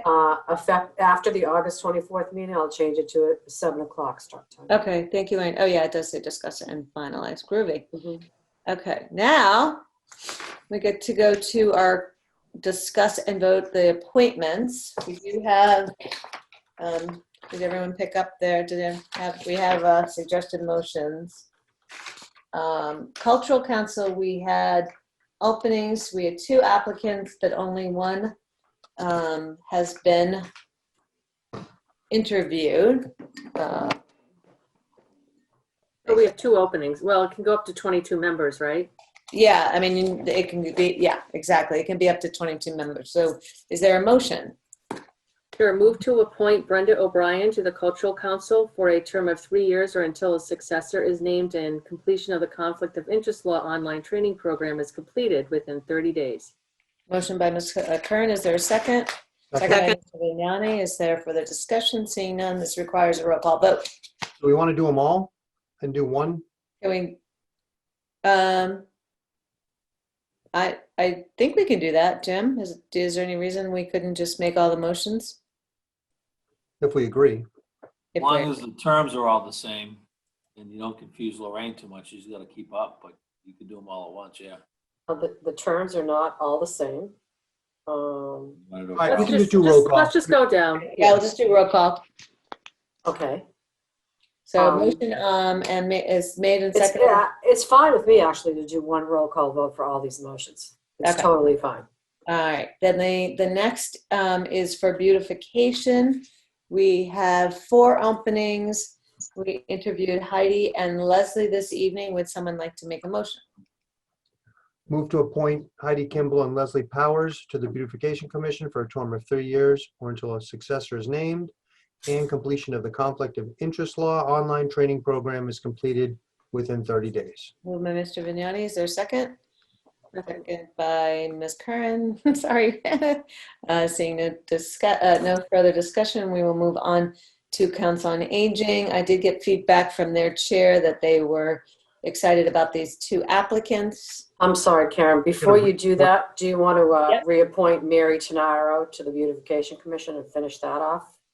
Move to Oh, sorry, I skipped over that. Yes, is there a motion Move to reappoint Mary Tenaro to the Beautification Commission for a term of 3 years or until a successor is named and the completion of the Conflict of Interest Law online training program is completed within 30 days. Moved by Mr. Vignani, seconded by Mr. Goodrich. The next is to talk about Lori Brady and Mary Fricker for the Council on Aging. Council on Aging has 3 board openings. Can I just give you a quick update on this one? I'm sorry. Sorry, say that again? Can I give you a quick update on the Council on Aging? Yes, please. A little bit confusing, and I just Wait, Lorraine, I'm not hearing you. Wait, start again. I just want to do a quick update on the Council on Aging. Yep, Because it's go ahead. a little bit confusing. So the Council on Aging, after the charter change at the annual town meeting last year, they added the 3 associate positions and they appointed them themselves, unaware that the appointments are done by the Board of Selectmen. Okay? So rather than have Barbara McFadden and Pat Carlton come in again, since they've already been serving on the board because of their appointment, I didn't have them come in and interview again with you for time saving and everything else. So we'll definitely need to reappoint Pat Carlton as a non-voting member, and Barbara McFadden wants to move up. I'm sorry, let me make sure I have this right. Pat Carlton wants to move up to a full board member, and Barbara McFadden will be officially appointed by you tonight as an associate member. Oh, okay. Okay, I just wanted to go through that. So then what will be is if we vote to move Pat up, that takes up one of the board openings, and appoint.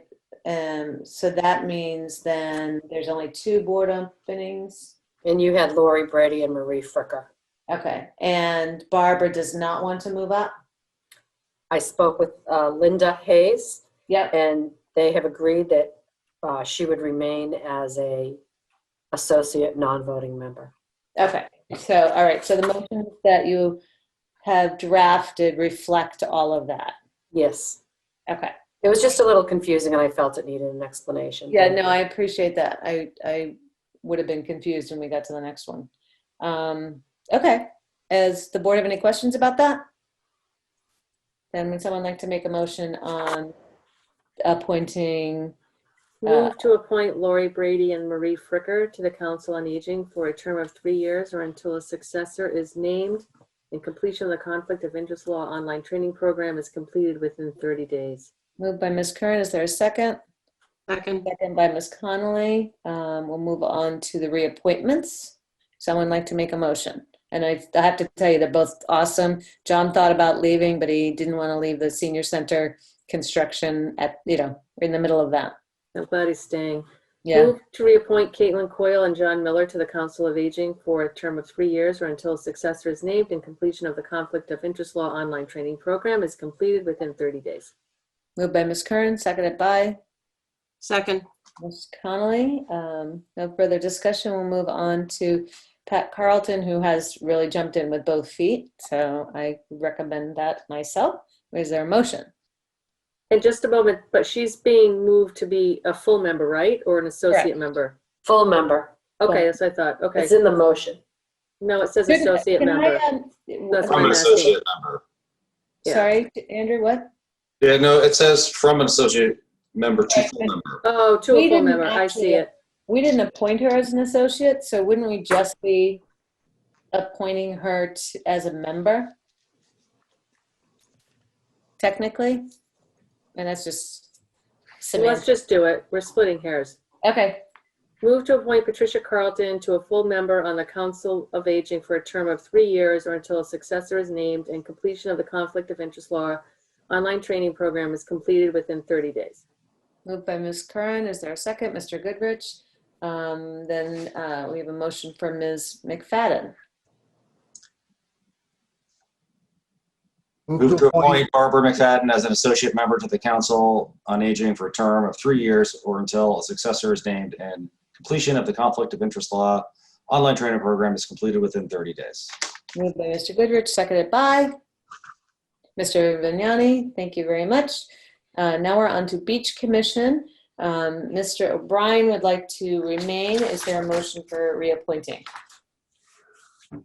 Move to reappoint Steve O'Brien to the Scituate Beach Commission for a term of 3 years or until a successor is named and completion of the Conflict of Interest Law online training program is completed within 30 days. Moved by Mr. Vignani, seconded by Ms. Kern. Any further discussion? Mr.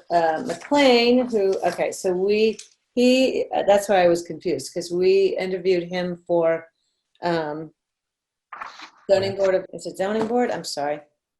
Planning board. Planning board, sorry, thank you, for planning board.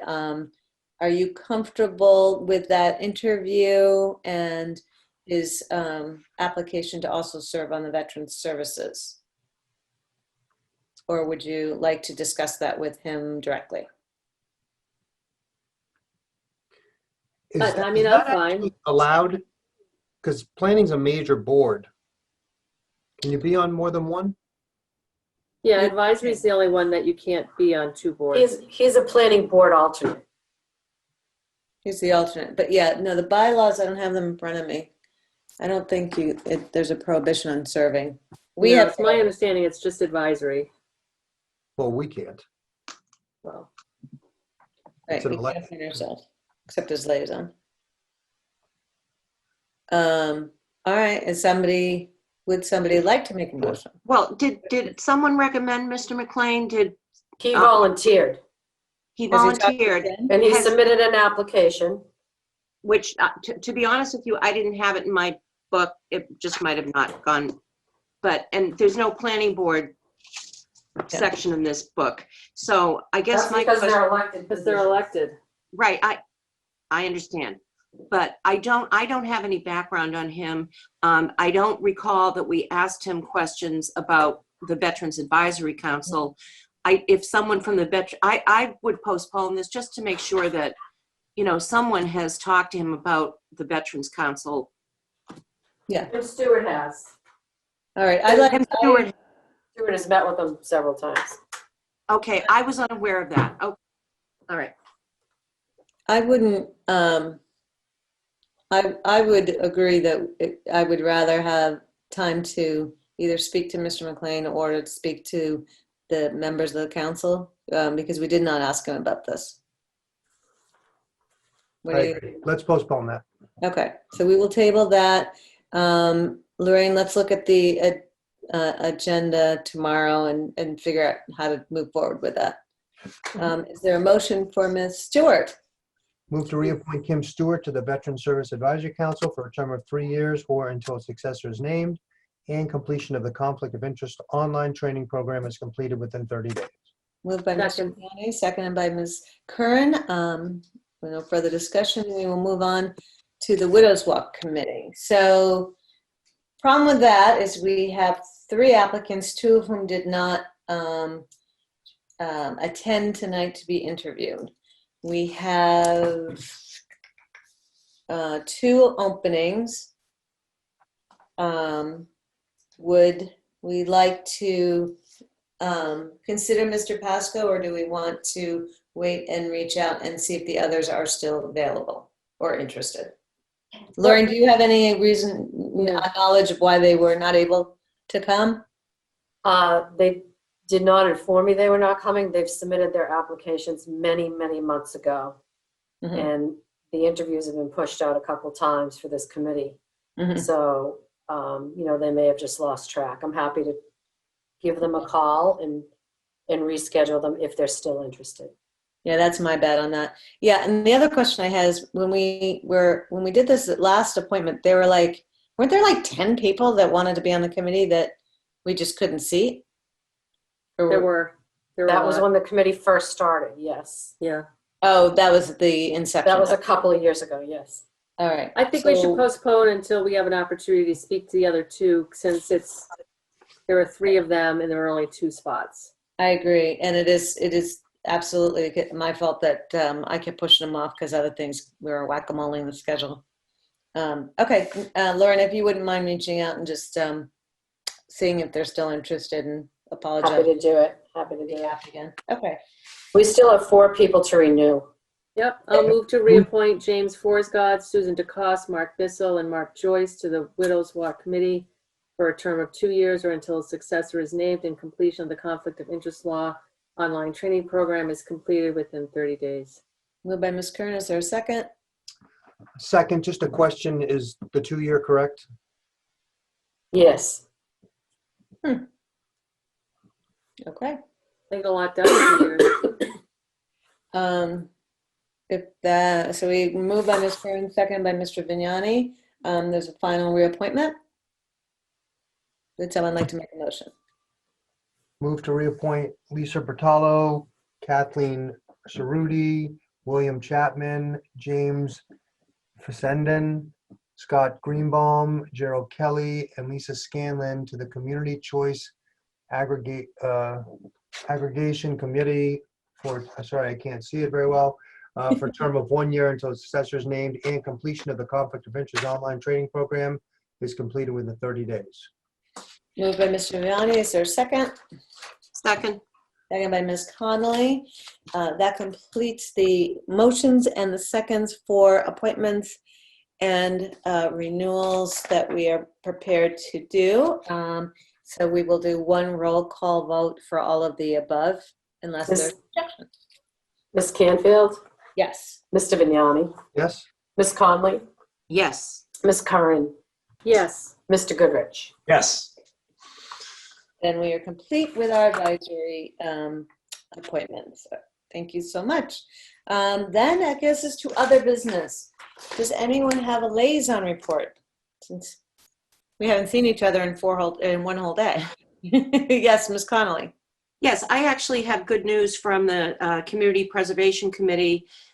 They received notification, as the town did, that the November trust fund distribution for the town of Scituate was $513,095, which represents a 32% match, which is very, very good. Great. That is And good. that's really good news. Okay.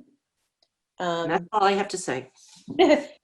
Tony, you want to give good news about Widows Walk liaison? I think we all know already. The revenues, did you see the revenues? Oh, yeah. I did. Great news about revenue. Nancy can correct me on some of the numbers, but if I remember correctly, halfway through the year, they've already almost attained their goal or their budget for the whole fiscal year. I think they're $260,000 or $70,000 shy of that number with, I mean, granted you have the winter months, but you still have kind of March, April, May, June to generate revenue as well. So they're having an outstanding year. Great staff over there. Ian's doing a wonderful job, and just the COVID has really picked up golf play. So that's a good thing coming into a year with a big capital plan. So kudos to everyone that works there. Any other liaison reports? Ms. I just Kern? have one. I just need you all to get back to me on the tour for Lawson Green. Mike Cucchiera has offered up December 1st And I need to let him know if a morning slot or an afternoon slot. He does come from, I want to say he comes from the Newton Wellesley area. So, you know, I would suspect it's 10 o'clock on, not too much earlier than that. I think Karen Connolly said she was available, but can you guys just email me so we can nail that down? Yep, and we do have a board meeting that night at 6:30. Okay.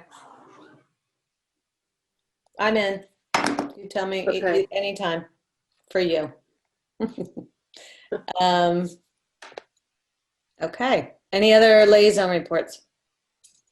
Seeing none, we will go. Madam Clerk, is there any correspondence? Yes, one bit of more good news, I guess, if you want to look at it this way.